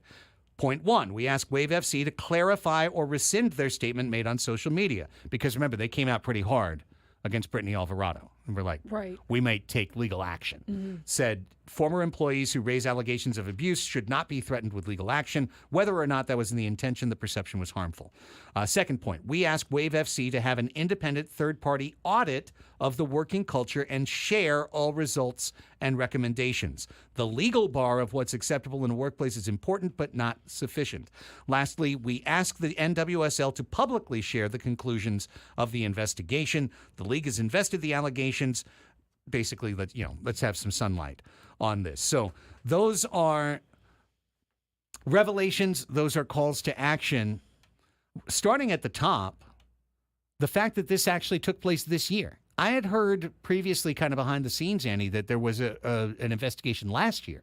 But to find out that February to April, that means the beginning of this season, that this investigation took place, I think it leads a lot more credence to the idea that the Wave front office was responsive to allegations being made by people leaving the front office. Yeah, I mean, I think that's interesting, right? Because there also was an investigation, like you said, previously to this year, right? That's what we had heard. Right, okay. And then, so a little unclear on that as well, but it sounds like good that there was one that was recent, that was done by a third party. You definitely want that, right? Some consultant or someone that's not already in the organization or has ties to the organization. I'm curious too, as I'm reading Mark Ziegler's article in the UT about it, and he talks about how the day that Brittany Alvarado made that statement, 3 other former employees echoed that sentiment, as we saw. And then the UT learned of at least 2 other former employees who have similar claims but have not yet come forward publicly. It is unclear how many filed formal complaints with the league. And that is something that I would be interested in. Like, did all of these women, and I hope if they believe that there is something negligent happening here, I do hope you go and you file those complaints and you give the specifics and you talk to people within the league so that then the league can also take further action if they need to, right? Because this investigation, was it by the league or was it by the Wave? The league authorized a third party's investigation. So the league initiated it and had the third party come in. So that's pretty recent. So the league has already done this. So I guess if something new has happened, then those formal complaints should be filed and they should relook at things or specific examples. But other than that, especially with the knowledge coming forward. And I'm still confused about this whole email and how, it was this whole email thing and what the address actually said and all that stuff. But if it does turn out that was fabricated and it was Brittany knew that then I do think that Wave deserves some credit here in terms of like the benefit of the doubt of what also might be happening. And I think it's something that we talked about. I talked to a few people about this also, where it doesn't mean that things can't be ugly there or bad there. It just might mean that there was no breaking of the law. You know what I'm saying? Like, right. And I don't know that. Wave, I do not know that. You can have the most amazing culture in the world, so I don't want to put that on you. But within any organization, it may be that there, wasn't the best of times for some of these girls and that there wasn't maybe clear communication or clear expectation or clear understanding, or there could have been some things that crossed a line in terms of being berated or who knows, right? But it also might at the same time mean that the Wave also didn't do anything that was not allowed, or that you could sue them for something like that. Like, I don't know that. Only these women know that. And if that's the case, then they should take further legal action if there is something like that. Yeah, I think what the sirens are calling for is, I think, what you're saying too. It's to go beyond, okay, we've had an investigation and we have now been exonerated of any legal guilt, of any, like things that could be taken to HR, essentially, right? Violations, like we're clear of league policy, we are clear Correct. of law. However, what the sirens just called for is let's do a culture audit, essentially. Let's go beyond that to find out what is the actual culture within this front office, and then release that information and make that public. Absolutely. And that's asking a team, and that's not just the Wave. I talk about this a lot. This is not just the only sports franchise that this applies to. It's asking them to do better than maybe what is the bare minimum here, right? It's asking them to look, and a lot of times, you can kind of do an audit of your culture. And because there's so many people inside that are scared to life, that the environment has been created. I'm not talking about the Wave right here. I want to be very specific. I'm talking generally. There's been this kind of environment created of fear and of anxiety. Very often, your culture reports are going to come back positive because people are afraid. They're afraid to speak out. They're afraid to do this or that. At the same time, like if that happens where there's no laws being broken, at some point it might just be incumbent on the person to say, I don't want to be here anymore. This is not a culture I want to be part of. Yeah. And there's this gray area in sports, especially because it's not like any other job. It's not like a 9-to-5 office job. There's some gray lines that you require more finesse and a more human experience at the top, and that does not always happen. In fact, a lot of times it doesn't. Last thing I just wanted to say, and we'll go to break because we got Fast Money coming up. I will throw the lines right now because we are going to be looking for a contestant in the next segment. So 833-288-0973 if you want to play Fast Money. Try and qualify for our end of the month trip to Rio, Las Vegas. 833-288-0973 is the number. When you create a supporters group and you are especially with a new team, everything is wonderful. And then when the team wins and is successful, everything is wonderful. And you are operating at the absolute top ideal of what it means to have that linking between supporter group and franchise. But anyone who is part of a supporter group for a period of time is going to encounter that moment where the team and the group are at loggerheads instead of being in synchronicity. And this is the first time that's happened for San Diego Sirens. And I was a member of the Locals. I'm wearing a Loyal jersey. If you're watching on YouTube, you can see it. But I'm wearing a Loyal jersey today. Gone but not forgotten, San Diego Loyal. But I remember very keenly the first time that the supporter group wound up having to put a statement out critical of the team and how difficult that is within the rank and file and within the leadership to craft a statement, to do it in concert, to try to be fair. These are volunteer organizations that really want to bang drums and blow bubbles and sing songs, like not write statements and call for investigations. So I know how difficult that is, and I just wanted to shout out Sirens leadership. First major test as a supporters group passed, going through something like this, and I appreciate all of you for putting your heart into it and putting your heart forward within it. Okay. Oof, man, when can we talk about some goals? Goals? Goals. Goals. God, I want Oh, runs. goals. I want runs scored in baseball, and I want talk about goals the goals. scored in soccer. Goal schedule came out today. We could. I mean, get on the rink. Coachella Valley Firebirds. When are they coming? Let's figure it out. No, right now we're going to take a break and we're going to come back and we're going to play Fast Money. It is the bonus game from Family Feud, and if you can beat or tie one of us, you will be qualified for a trip to Rio, Las Vegas, including a 2-night stay, dinner for two, and a day bed at the Rio pool. So let's take a break. We're going to find a contestant for Fast Money. We'll come back. We'll play Silly Games, Annie and Elsten on the Fan.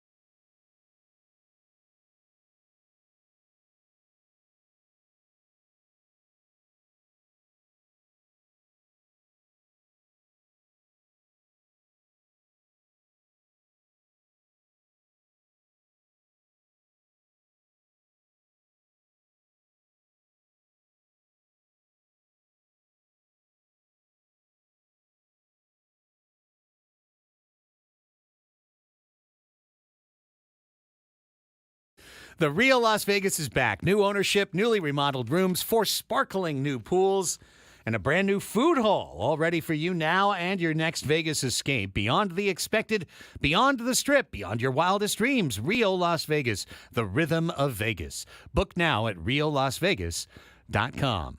It's time for Silly Games. Today, we're playing Fast Money.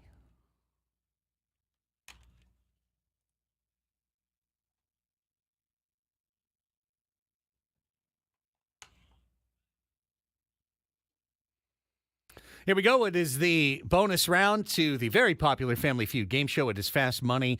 We have callers on the line, and we did something extremely scientific and fair. We used this 6-sided die that is here. I don't know why it's here, but it's here in the studio. It actually says Ben's Casino on it. The underground casino we run out of here at night left its die. Oh. So I just threw the die. I assigned a caller to each number, and I threw the die. And Larry in La Mesa is today's contestant. Hi, Larry. Welcome to Fast Money. Larry. How we doing? We're doing great, buddy. How are you? Doing great. Tell us a little bit about yourself, please. Live in La Mesa. I love the Padres, and hopefully win some fast money today. Let's do it. All right, brother. All Here's right, Larry. Here's how it's going to work. You are going to pick your opponent. You can take on either Annie or myself. Whoever you pick will leave the studio. Braden is our resident Ray Combs. He has come up with the 5 questions that he has asked a previous Annie and Elsten studio audience, and you're going to be looking for the most popular answer. Then the host who you are playing will return to the studio. They will not know your answers, but they cannot repeat your answers. We both get 60 seconds, and whoever wins, wins. Sound like a plan? Sounds like a plan. All right, Larry, who do you want to play? Let's go with Annie. Okay, Larry. I'm Okay, leaving Larry. the room. Larry. Larry. Larry the lobster. I'm going to grab the scoreboard over here, Larry and Langato. it's all on Braden to go from here. All right, Larry, you got 5 questions with 1 minute on the clock. For any of them that you feel stumped, you can say pass so we can get to it if we have time after the minute. And whoever's got the most popular answer for each, whoever's got the most points will win today's contest. We'll start question number 1. Start the clock after I ask you the question. Besides the weasel, name something that goes pop. It's the weasel. Pop goes the weasel, Yeah. Craig. Yeah.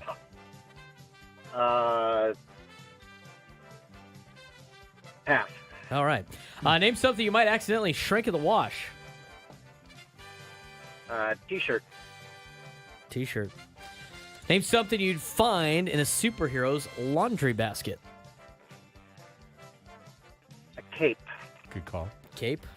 Name something a person might get caught in. Spider web. A spider web.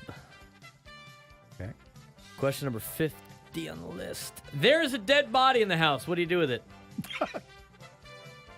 Call the police. Call police. Please. Back to 1. Back to 1. We have 10 seconds. Name, besides the weasel, name something that goes pop. A knuckle. A knuckle. you go. A Oh, knuckle. Not a bad answer. All right, I'll do it All for right. Larry. All right, Larry, all of your answers have been recorded and written down. And we will do the same for Annie Heilbrunn, who now rejoins us in studio. 1 minute on the clock, Annie. See if you can do better than Larry. Question number 1. Besides the weasel, name something that goes pop. Pop goes the weasel. Yes. Popcorn. Popcorn. Good answer. Name something you might actually accidentally shrink in the wash. Jeans. Jeans. All right. Good answer. Name something you'd find in a superhero's laundry basket. A cape. Oh. A mask. A mask. Mask. Name something a person might get caught in. Get caught in. Yep. Traffic. Traffic That's a good one. will work. And question number 5. There's a dead body in the house. What do you do with it? There's a dead body in my house. What- I call the police. What else? What else would you do? Oh my God. I say a prayer. Say a prayer. I say a little prayer for you. You're dead. I don't know why you're dead. You're in my house. You're in my house. All right. Nobody would bury it, I guess. Let's go. I mean, Let's go to the answer. They're Did I they're kill like it? a I don't know. culprit, like, Yeah, you know? should I be hiding his body? Here we go. That says a lot about you, Brady. That's right. Get rid right. of it. That's right, Larry. some I think of it's us, fair, Larry. Some of us are Sicilian here. All right. Okay, that's There's true. means to get rid of things. Only one. All right, let's get to the answers. We're running out of time. Besides the weasel, name something that goes pop. Larry said a knuckle. Nobody agrees with Nobody. you. Annie said real, though. popcorn. Popcorn, number one answer, 24 points. Ooh, 24 Hey, nothing. You're keeping track over there, correct? Yes, I am. Name something you might accidentally shrink in the wash. Larry said T-shirt. What? No. That's like the number one thing that shrinks in the wash. It's not on this thing. Annie said jeans. It's also a good answer. Jeans, 15 points. Number one answer was favorite sweater. Number two, lucky socks. Number three was towels. Four was jeans. Five was your hopes and dreams. Oh, my God. Wow, what a depressing audience. Name something you'd find in a superhero's laundry basket. Larry said a cape. Got to be number one. Cape with dry cleaning tag, oddly specific, but we'll get you the points on that. 30 people said that specifically. Okay. Interesting. And he said mask. Mask is also correct, 15 points. Mask with eye holes cut out. I don't know why that needed to be that specific. Very specific. All right, 30 to 54. Annie is leading. Name something a person might get caught in. Larry said a spider web. Oh, you know what would have been good? The rain. The rain would have been great, Annie. In fact, the rain is the number one answer, but you don't get credit for that. Nope. Annie said traffic. 10 points for Annie. Okay, 64 to 30. I hate getting caught in a spider web, Larry. I feel like it's all over me when that happens. Happens a lot in the summertime. Right? Spiders come And out. the, when and it's then warm. the spider's like hitchhiking I thought that was a on great me. Yeah. answer, Larry. That would have been my answer. I guess It's a you good can't. answer. I guess you're not stuck in it or something. Thank you. I guess. There's a dead body in the house. What do you do with it? Annie said, or Larry said, call the police. Yeah. 11 points. Only 11? Annie said, say a prayer. 0.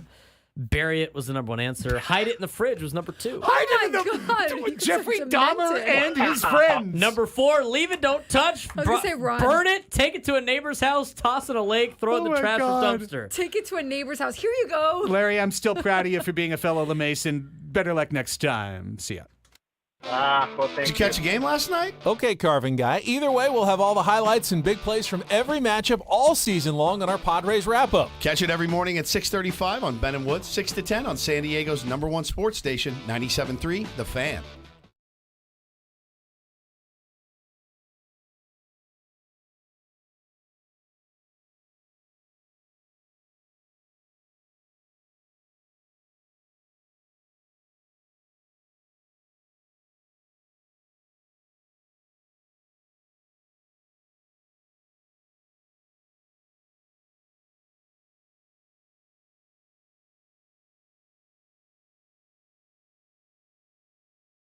The More Bang Less Buck menu at Carl's Jr. feeds your inner thrifty beast. 4 burgers and a lot more, all under $4. Like the juicy charbroiled Cali Jr. and the spicy chicken sandwich you just gotta have. Because you're financially responsible, die-hard burger lover deserves to save. The Carl's Jr. More Bang Less Buck menu, all under $4. Take that, inflation. Your burger rich. Big burger! Good burger. Limited time. Participation may vary. Tax not included. See restaurant for details.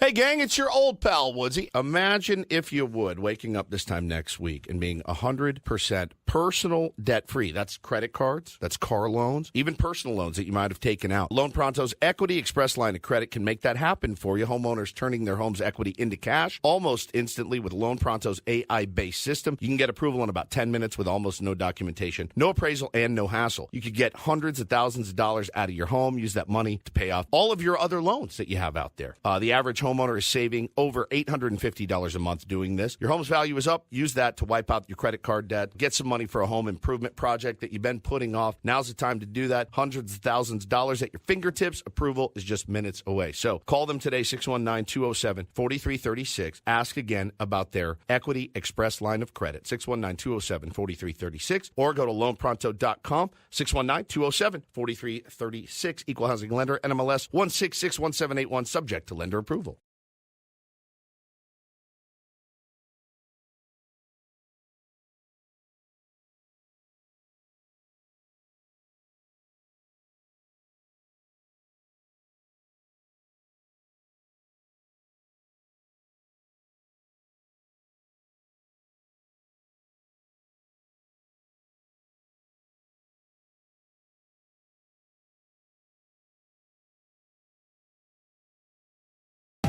With T-Mobile, you can get tons of benefits and still save on every plan versus AT&T and Verizon. Because nobody likes having to choose. It's like getting romance and sci-fi. Jane, I love you. Also, I'm a robot. Or being a dog person and a cat person. Who wants a treat? Who's a good boy? Or like being an extrovert and an introvert. Woo! This is so fun! I can't wait to go home. At T-Mobile, you don't have to choose. You can get the benefits you want and still save on every plan versus AT&T and Verizon. See how much you can save with our savings calculator at T-Mobile.com/switch. Plus, when you switch, you can keep your phone, and we'll pay it off up to $800. Via virtual prepaid card in 15 days. Qualifying unlocked device, credit, service, and timely redemption required. Card has no cash access and expires in 6 months. See T-Mobile.com.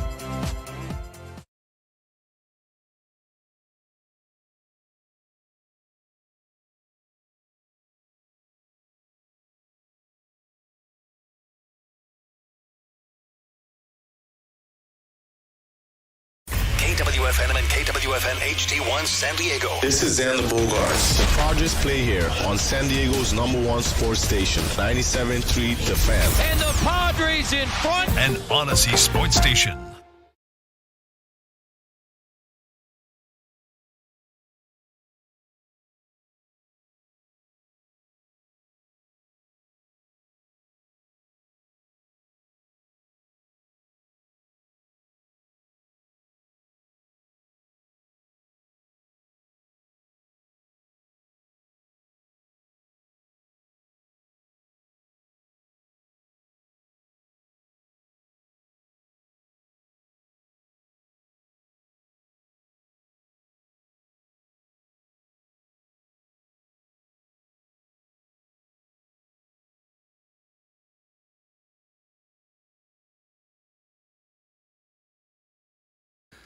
Back with hour number 3 of the program, as we started off with the 97.3 The Fan Roundtable, which will replay today from 5 to 6, live and commercial-free, courtesy of San Diego's Roundtable Pizza, the last honest pizza.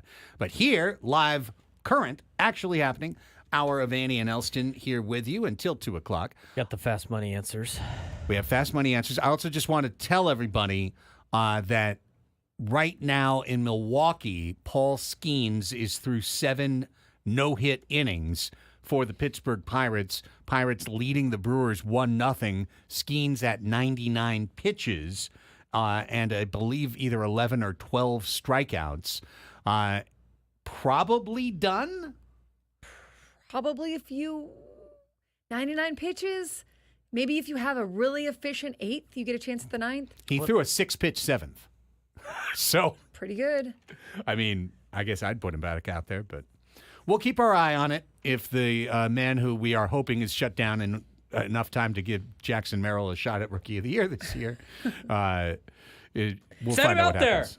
Yeah, roll him back out there. See what happens. He All didn't right. play for my team. Roll him back out there. So Annie beat Larry at Fast Money. Larry. But the audience that they got for this Fast Money set of questions, questionable. Questionable. All serial killers? Their answers were all named Dexter? Don't restore your faith in humanity. That's Some for sure. of them were oddly specific. Extraordinarily specific. I've tried. I really wanted to get into Dexter, and a friend of mine really wanted me to get into Dexter, but I couldn't handle like the gore after The a blood? while. Yeah. Yeah. Too much. The gore was too much. I liked the plot. I liked Dexter. I liked the whole thing, but the gore was just too much for me. I get it. I couldn't get it. sleep. Yeah. I couldn't sleep either, but I was worried about the pods. Yeah, you had a leg cramp or whatever. I did. I had a leg cramp, and then I was just like obsessed on a 4-game losing streak for a minute. The pods, the 4-game losing streak. That's pretty much it. I mean, you just exactly recreated me at like 2:15 this morning. All right, let's go through the answers. Besides the weasel, name something that goes pop. What are you going to put? Shohei. He's got pop. I am Shohei. Popcorn is number I was one. going to say bubble gum. Bubbles was the last Bubble one. wrap. Bubble wrap goes Rice pop. Krispies, balloons, Pringles? Pringles? Like Crunch. the Oh, the can pop, the pops, can. yeah. the can. When you open I it, yeah. guess. 5 people said Pringles. That wouldn't even be on my radar. Yeah. And then 4 people said Bubbles. You know what else pops? Like when you open up one of those tubes of biscuits. You know what I mean? Oh yeah, or you snap them. Yeah, and then you have to be like, go carefully, and then it goes pop. And you're like, You're like waiting. You're like, it's gonna pop. You're It's like- gonna pop. It's gonna pop. It's gonna pop. And it scares you, startles you. it every still time. scares you every time. You're just like, pop. I would have accepted that answer. Name something you might accidentally shrink in the wash. This one was the oddly specific one. Yeah. I can't believe Favorite T-shirt wasn't sweater. in this. Yeah. Favorite sweater. What? Okay. Favorite sweater? Not- As Okay. opposed to just a sweater? Yeah. Why does 30 people said favorite specifically? Champagne's a good one for popping. That is a good Yeah, one. yeah. Champagne would be good. We could talk about a lot of things. that Champagne pop problems. from noon, but we're going to move on from that. Lucky Okay. socks. Speaking of popping, Lucky 25. socks. Socks don't shrink in the wash. Maybe only the lucky ones do. Like the super like old ass cotton sock or something. I don't think Wool I've sock? ever had socks shrink in the wash. What sock shrinks in the wash? But your hopes and dreams shrink. Yeah, that was In an the answer wash. too. Towels. Towels. Towels don't shrink. No, I don't they think don't. towels do either. T-shirts shrink. Jeans, 15 people said that. Your hopes and dreams shrink in the wash. They were depressed. That's- Probably yeah. because Yeah, It's this just very is not a sad good people. group. Probably because they didn't know what to do with it to dispose the body on the next question. Right. Name something you'd find in a superhero's laundry basket. Again, oddly specific. Cape with dry cleaning tag. Why add the dry cleaning tag? Yeah. Cape with dry cleaning tag in Like- a superhero. Why would that be in the laundry basket? Yeah, Who is wouldn't it saying be this? hanging up in the closet? Right. If it has a dry cleaning tag, it wouldn't be in the laundry clean. basket. Be clean Right. already. That doesn't make any sense. Stupid. Spandex costume. All right, not bad. Yes. Utility belt. Yes. Fair. Mask, specifically with eye holes cut out, as Okay. opposed to the mask where you can't see. Yeah. Well, Well, you need your superheroes to see. I I don't would- know that if- I don't know that had to be said. Right. If you're a superhero with X-ray vision, I guess That's you true. don't need or necessarily. if you're the- Daredevil and you're blind, you have the mask over because You're you know, blind. Yeah. Don't need the eyes. Sorry, sir. You said mask, but you didn't specify if the eye holes were cut Yeah, out. so no points. No points for you. That's a big for you. Invisible socks. Invisible socks. How would you find those? How would Why you know? do you need those? How would you know if they're dirty? Invisible socks. Yeah, exactly. If they're invisible. Just makes Do you your need to feet wash them? invisible. It makes your whole. Yeah, I wait, don't what? understand. The people that picked these answers this time were just, we need a wellness check, yes. Name something a person might get caught in. The rain, Annie, was a good answer. Yeah. Getting caught in the rain. Lie. I like Caught in a lie. Yeah. Yeah. coladas. It's a weird song. Trap, traffic, and a net. It's a trap. It's a trap. You know what they forgot? Getting caught in a timeshare. In a That's how I created timeshare. the timeshare cancellation industry. They didn't ask him. What's that guy's Caught in name? a Would have been timeshare. number one answer. For That would him. have been my answer. Caught in a timeshare. That'd be lols. There's a dead body in the house. What do you do with it? You do what Larry said and you call the police immediately. It's the only answer. The It's no- not the only answer. Well, no, there was actually like 8 answers to this. Oh yeah, Chuck McDowell. That's the. You bury it. and bury it. There's a dead body at Chuck McDowell's house. What do? Well, you get out that shovel and you bury it. That sounds. You know what? Chuck McDowell sounds like a guy. That's how I created the body burial industry. You need to get rid of a body. You bury it, or Call you me, hide I'll it. bury it. Hide it in the fridge. I mean, Hide it in that's the also fridge. just like logistically, like how do you'd have to cut like Right, sorry now- to get now we're morbid, chopping. but Would now you got to they- chop it up and get it in the fridge, unless you have like a big freezer. But it would be a freezer. Well, you'd have to Is be that- one It could of be those like that big stand-up freeze, ones. like the ones that you throw all the fish in the garage. Right, Like that's one what of I mean. Like that yeah. has a top that you open up. Or the Yeah. the Yeah. ice cream one in the They Goonies. found a body in one of those a few weeks ago, a month ago in San Diego. bodies from in this some studio audience. Apparently. Yeah, I'm just thinking like was 18 people just recently have watched the Goonies where they found the dead body in the ice cream freezer? Call the cops. Here's the one about the call the cops. Call the cops Caught in a anyway. Call the cops anyway. Anyway. What's Not with call the word cops. anyway? Call the cops anyway. Is this assuming that you killed the body? Yeah, You every single you made person the in this dead body. audience, like, well, I obviously killed them. It's in my house. It's in my house. Well, that gives it away. Leave it, don't touch. I think that's a decent answer. Run. Yeah, go sell the any house. DNA you get on this body is going to get used against you. Okay. Right. Just Start move. cleaning everything around it. Burn it. Take it to the neighbors. Could you? Let's imagine this for a second, Craig. You get a knock on the door, and your Come neighbor and has knock on this the dead door. body over his shoulder and goes, "I need to get rid of this thing. I'm bringing it to your house. What are you doing?" That's a better Incinerator open question. in the back? Yeah. You got your buckets of formaldehyde in the basement, right? Still, Craig, you still got those? Still I'm have those? sorry. Giant vats of acid? Also, this again, you have to like drag the body. It's like kind of like a weekend at Bernie's, maybe. 7 people said they'd take it to their neighbor's house. Unless they live next door to somebody that knows how, unless they live next door to some Italian mobsters, I don't know if that's You know going to what's help a you good too answer? much. You take it over here, I take care of it These for answers you. are You too know. old. You like, know. check your Ring camera. I'll That's never the forget that answer. day you brought me those ribs, Braden. That's It was right. delicious. You bring over that body anytime you need, I baby. said I owed you. I owed you. We'll take care of it. Don't worry about it. Anything you need, anytime you need, buddy. Don't worry You just about keep it. sending me them ribs, and you give me those guys' ribs. Hey, you still going to Mom's for pasta on Sunday? Don't forget about church. Toss it in the lake or the trash or the dumpster. Take it to a neighbor's house is classic. Take it to a neighbor's house. Unless you live next to Tony Soprano, I don't think taking it to a neighbor's is going to help you out too much. Right. Hey, Tony, can you get, can you take care of this for me? Just leave it on the front porch. Yeah, ring the doorbell dish Yeah, with the dead doorbell body. ditch, yeah. Oh, man, he had a heart attack right there. I don't know what happened. Pittsburgh has taken out Paul Skeens. What probably the responsible thing to do. Like calling the cops if you find a dead body in your house. All right, They have brought in the perfect guy to hold a lead, Holderman. They've brought in the Holder man to try and get the hold. Then they're going to go to John Saverman in the 9th. You know, I ran across a thread. Okay. Oh, and then this guy, this guy, Holder man, first thing he did was give up a base hit. Second pitch. I hope they lose now. Yeah, me too. Hey, go ahead, runs at the dish now for the Brew Crew. Me too. You know why? Because I don't know what team we're going to be rooting against in the last week of the season. But the way things are going for our beloved San Diego Padres, with another 4-game losing streak, with another period of success, getting destroyed by a sudden sharp dip downward, I think it's extremely likely that if we're in the race, we're going to be rooting for some team to lose in the last week of the season. Not to say that we'll necessarily be behind, but they'll be like, okay, well, we need this, we need that. We need this team to lose, that team to lose. So I need to also report to you in the audience that today the New York Mets defeated the Nationals 7-0. And now the Padres are out of the playoffs. If it ended today. Good which thing it doesn't.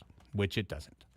But it goes to show what this race is like right now. That's right. You had a 3.5 game playoff lead Friday.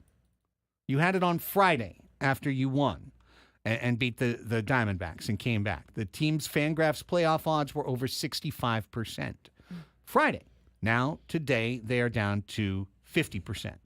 And what's important for everyone to understand is that the reason the Padres are out of a playoff position right now is because the New York Mets just tied them in the standings, but ties don't matter when it's the Padres and the Mets because the Padres got swept in New York.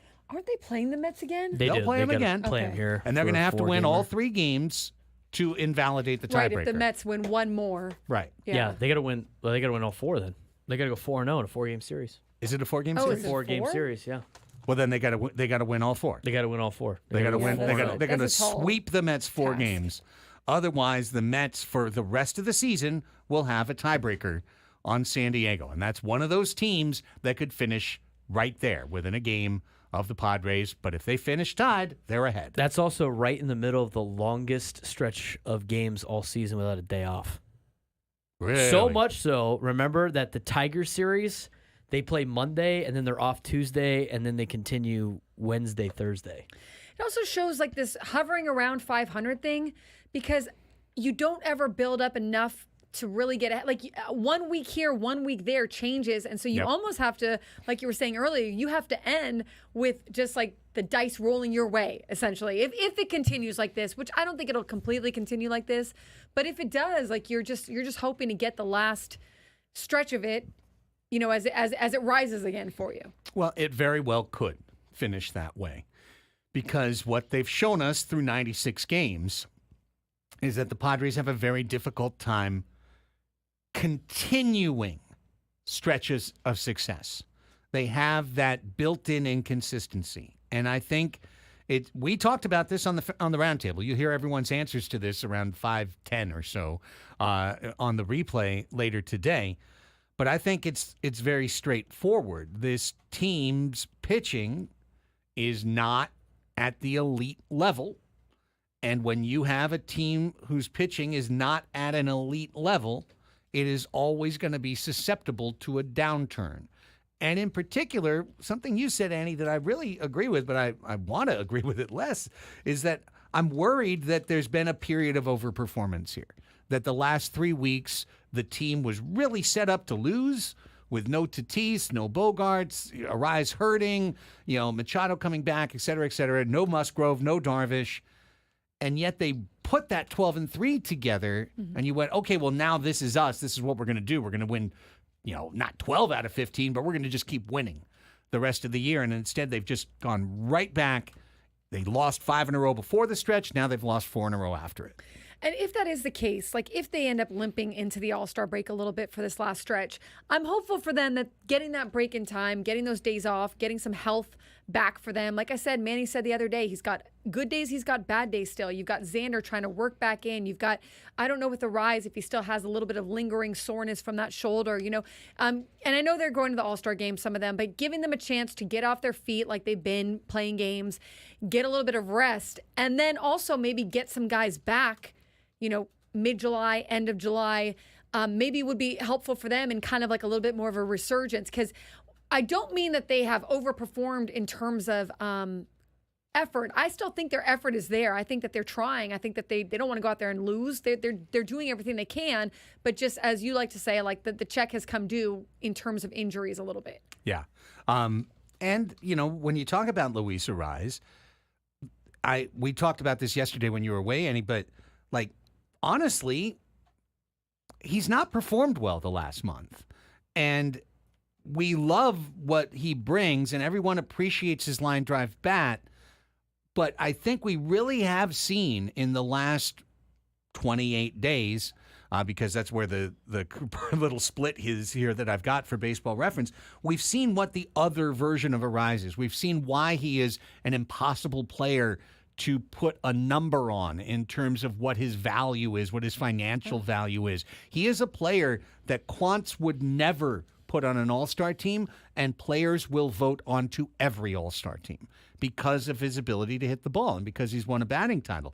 But for the last 23 games, and that's a good piece of games, he's hitting .255 with a .277 on-base percentage. He's got 3 walks. Do you think that that's a shoulder thing? Do you think he's dealing with something there? Maybe. I don't know. I mean, I don't know. Or else he's hit a weird point in the season where he's also just maybe not at his best, right? But the good thing about Arise is you feel like he's good for a hit. You feel like he's going to pop out of it. That's the way he's built. But it is kind of weird, to see it go on for an extended period of time. I mean, this is the guy we thought was slump-proof.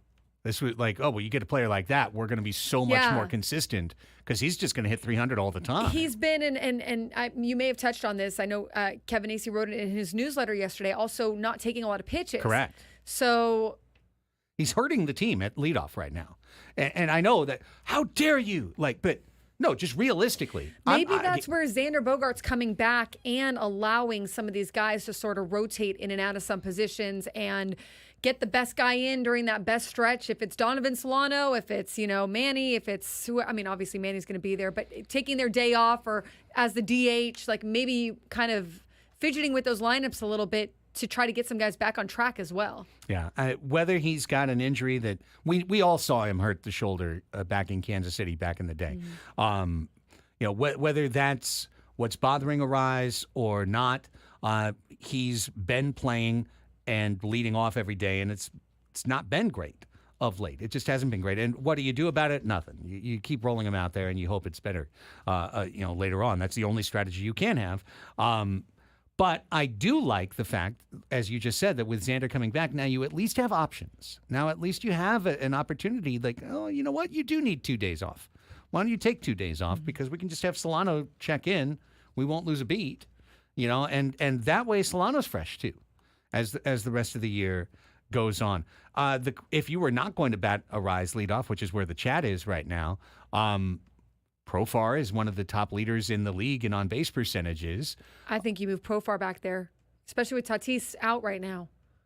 I know another guy who's one of the top leaders in walks in the league is Ha-Sung Kim, and actually has a higher on-base percentage than Arise. So, you could do that. I've always thought if he did that, you might get a quick hot streak out of Kim if you put him up in the leadoff spot. You might get a quick hot streak out of him, but I don't see them doing that.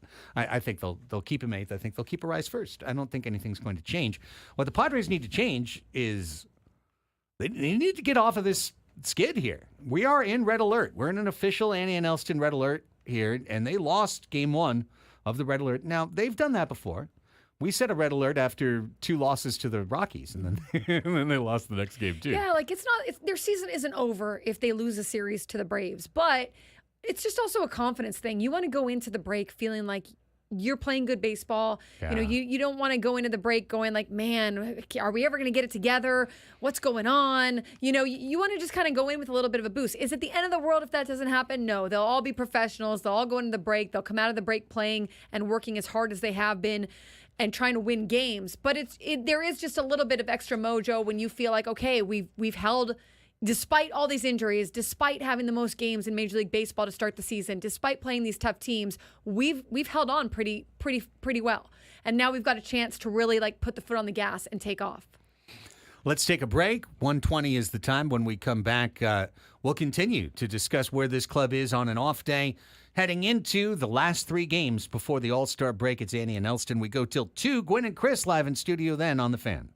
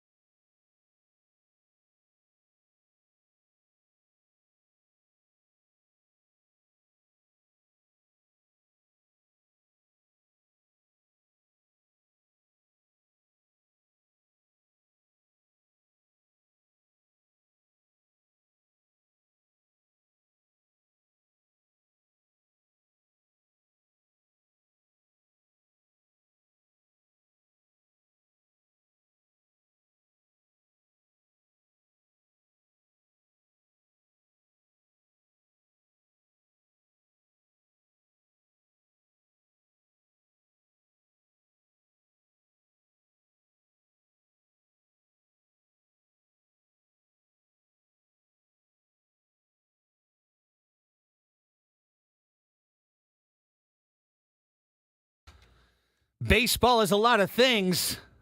Boring ain't one of them. Join Rob Bradford on his podcast that tries to prove a negative, saying baseball isn't boring. Every day, Rob takes you through the league and spotlights what makes the game fun. He talks with players, managers, GMs, and reporters who all shine a light on America's pastime. Follow Baseball Isn't Boring in the free Odyssey app or wherever you get your podcasts.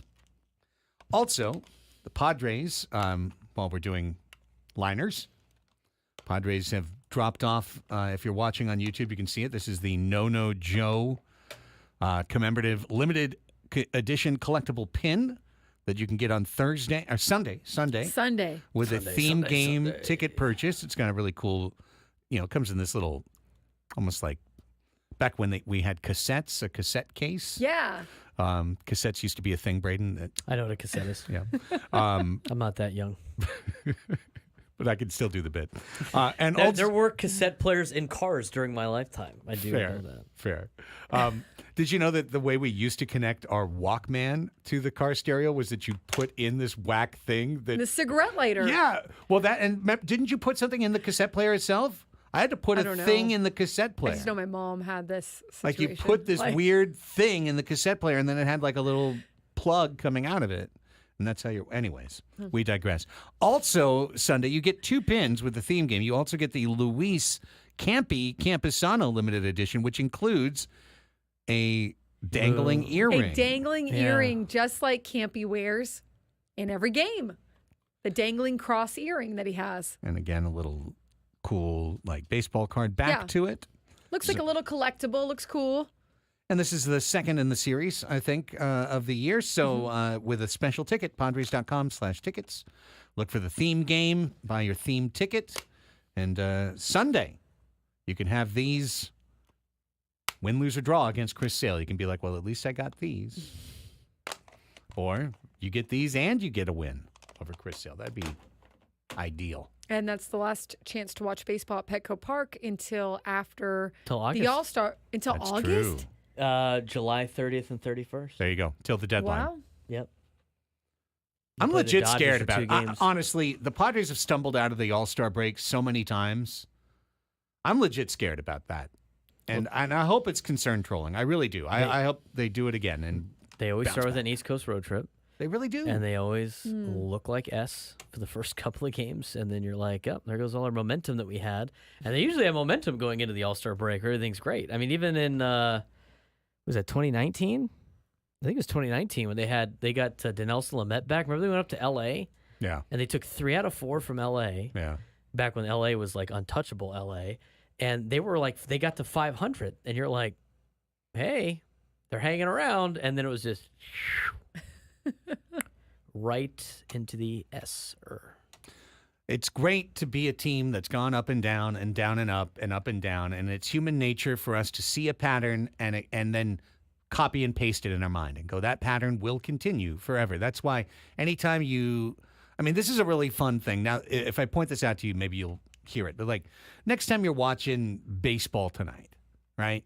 And like in March, they'll say, okay, give us their predictions. And the predictions that Buster and Tim Kirkchin and them will give will be what the consensus was of the writers. They'll be like, we think the Mariners and the Guardians, blah, blah, blah, whatever. And then they'll come back to them in May. And they'll be like, well, what do you think now? And every time those guys will be like, I think the team in first is going to stay in first.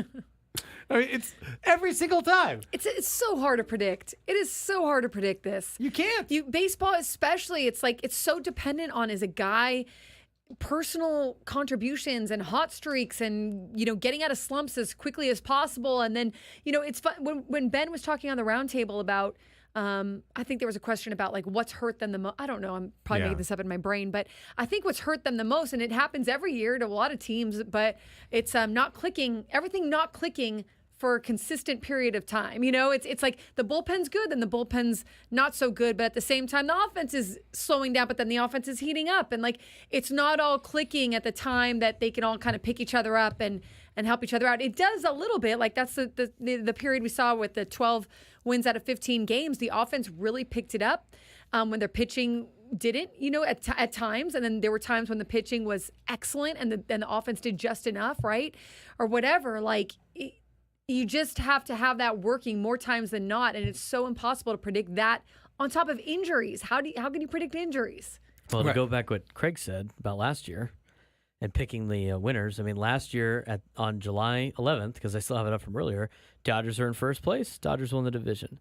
Atlanta Braves on this date in 2023 was in first place. Atlanta Braves won the division. Milwaukee Brewers were a game out of first place on this date last year. They ended up winning the division over the Reds.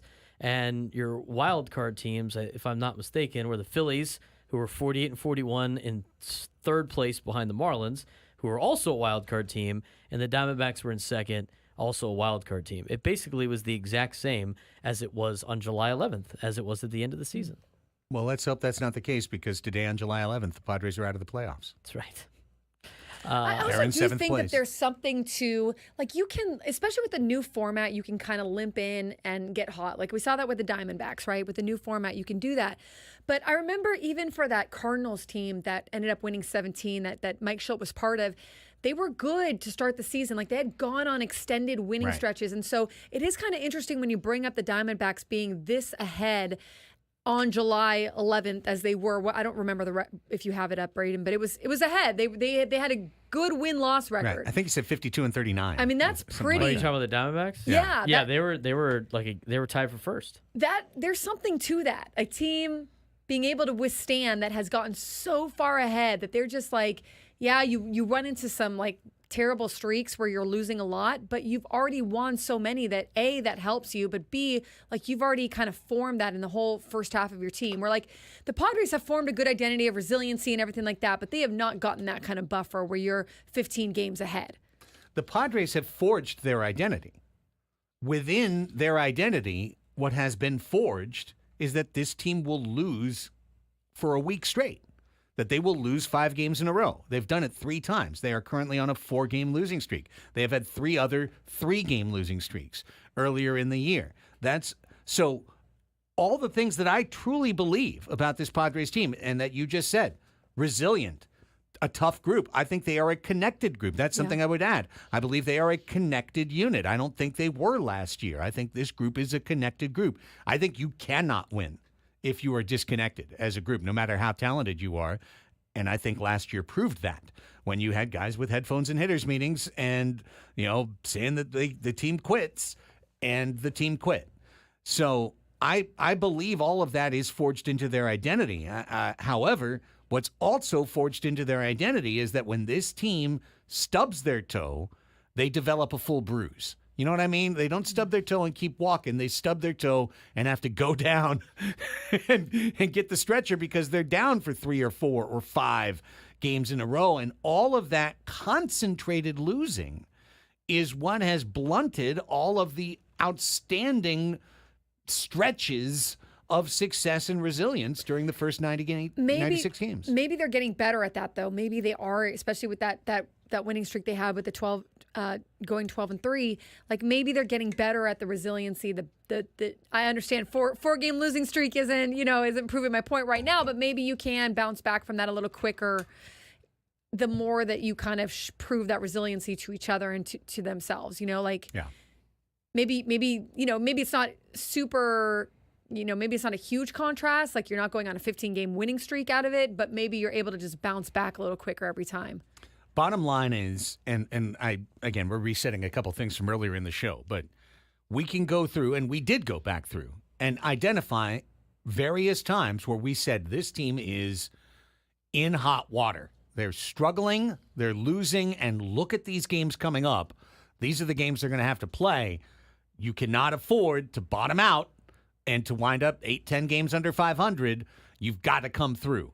And each time, whether it was going to L.A. and then Milwaukee, or whether it was going to Atlanta and then Cincinnati and coming home to play the Dodgers, each time the Padres have come through and they have delivered that set of wins after a 4 or 5 game losing streak that has helped them to reset, to avoid negative momentum, and to stay afloat. And I'm here to tell you, they have to do it again. For all the hard work that they've done, they have put themselves in the exact same position. They have 3 versus Atlanta, a week to think about it, 3 at Cleveland, a team that is 20 games over or so, over 500, team that's been outstanding this year. Then they go to Washington, a team that wants to kill them after the last time they played. And they go from there to Baltimore. Might be the best team in all of baseball and impossible. They don't lose. They don't lose series. That's the Orioles. They never get swept. They don't lose series. So you've got to take care of Atlanta, then go to Cleveland and Washington and Baltimore. Guess what's waiting for you when you get home? L.A. for 2 games. This is a 13-game stretch where, could you imagine a team going 3-10 in that 13-game stretch, 2-11?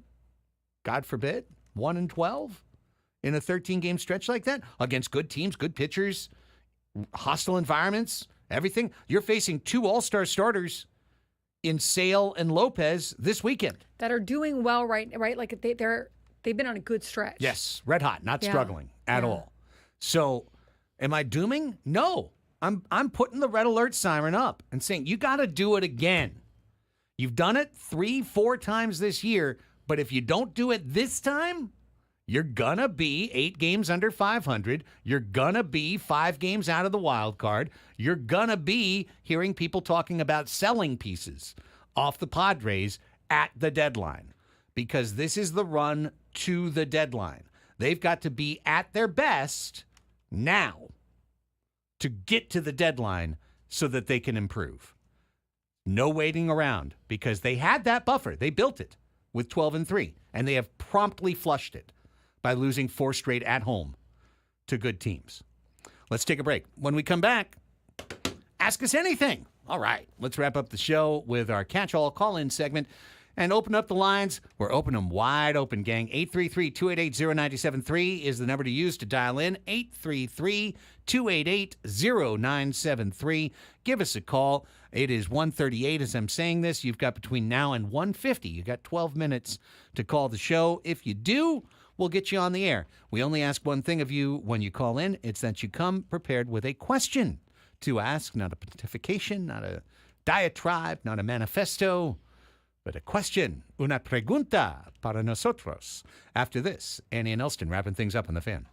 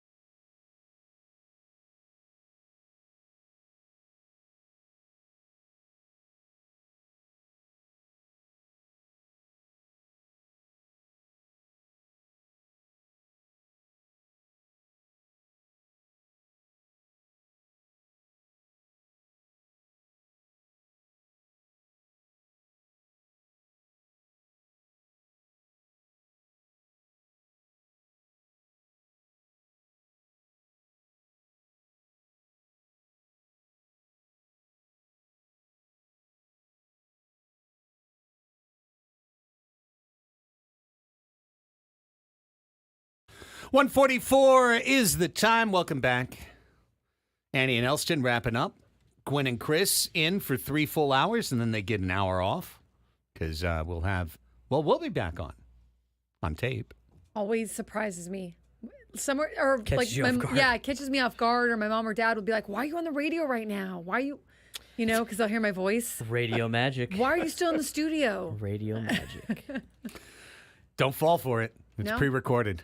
We did it at 10. So the drive home people Yes. get a chance to listen. That was a fun roundtable today. It was. It was a good roundtable today. It's always great to have Tony back. Correct. It adds in a little bit. And then Tony your and Chris got perspective. into it. That was Yeah. fun too. Liked that. Chris was ruthless. If you listen, he's ruthless. He's a On it. ruthless GM. Get him out of here. Yeah. Your base running stinks. You're gone. You think he'd send Hassong a telegram? Yes. We're trading you to Cleveland because your base running stinks. Hey, hey. Fun times in Cleveland today. It's Cleveland. Oh man, that was a great bit. Such a great video. Yeah. Go down to Cleveland town, everyone. It is time to ask us Cleveland. anything. Why don't you do that? Ask us anything.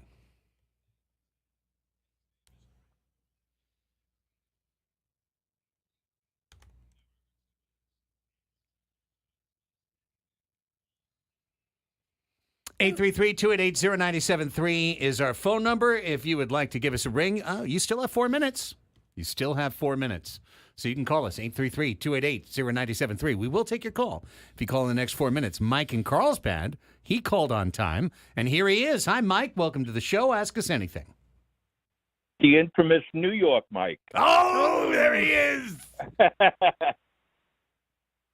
Hey, I wanted to ask Annie a question, but it's also for the rest of you guys. Oh, God. I see, Annie, that you worked at MTV in New York. I wanted to know how you liked it. And do you know the first song ever played on MTV? And what is your favorite all-time MTV video? Oh my goodness, Mike. Well, the first question, yes, I did work for MTV. And it was when MTV was at the height of being MTV. So that was fun. I'm also, aged here, but it was super fun. I remember before I worked for them for a little bit, I was like an intern. And they had the intern Olympics, and I won. And so then I got to ask Justin Timberlake. I got to do an interview with Justin Timberlake on air before. This is pre-DUI and pre when we found out everything about him and Britney. But anyways, got to do a little interview with him on air live, and it was super fun. I had a great experience. It was right in Times Square.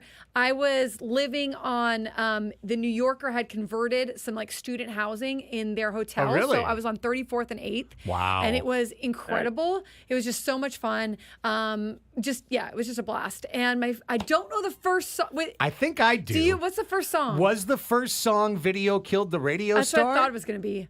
Ding, ding, ding, ding, ding. Mm-hmm. I knew that one. And I just have too many good videos to count. I was watching, there was the supermodel documentary where George Michael had them do, I think it was Faith. It was one of them. And I was like, man, I really miss music videos because there were so many good, great. I mean, look at Michael Jackson's, look at Paul Abdul's. Go back and look. There were just so many great videos that were happening during that time. My favorite was Walk of Life by Dire Straits. That's a good one. That's a good one. Sports people in it, yeah. Yeah, I all the sports highlights. All right, New York, Mike, your lousy Mets Thanks, are ahead of guys. us for today. Thanks, Mike. We're going to come get you tomorrow. All right. That's a great question, though. That was also when they would do concerts. They would bring in the celebrities and then do concerts in the middle of Times Square and then shut it down. Yeah. That was really, really, really fun.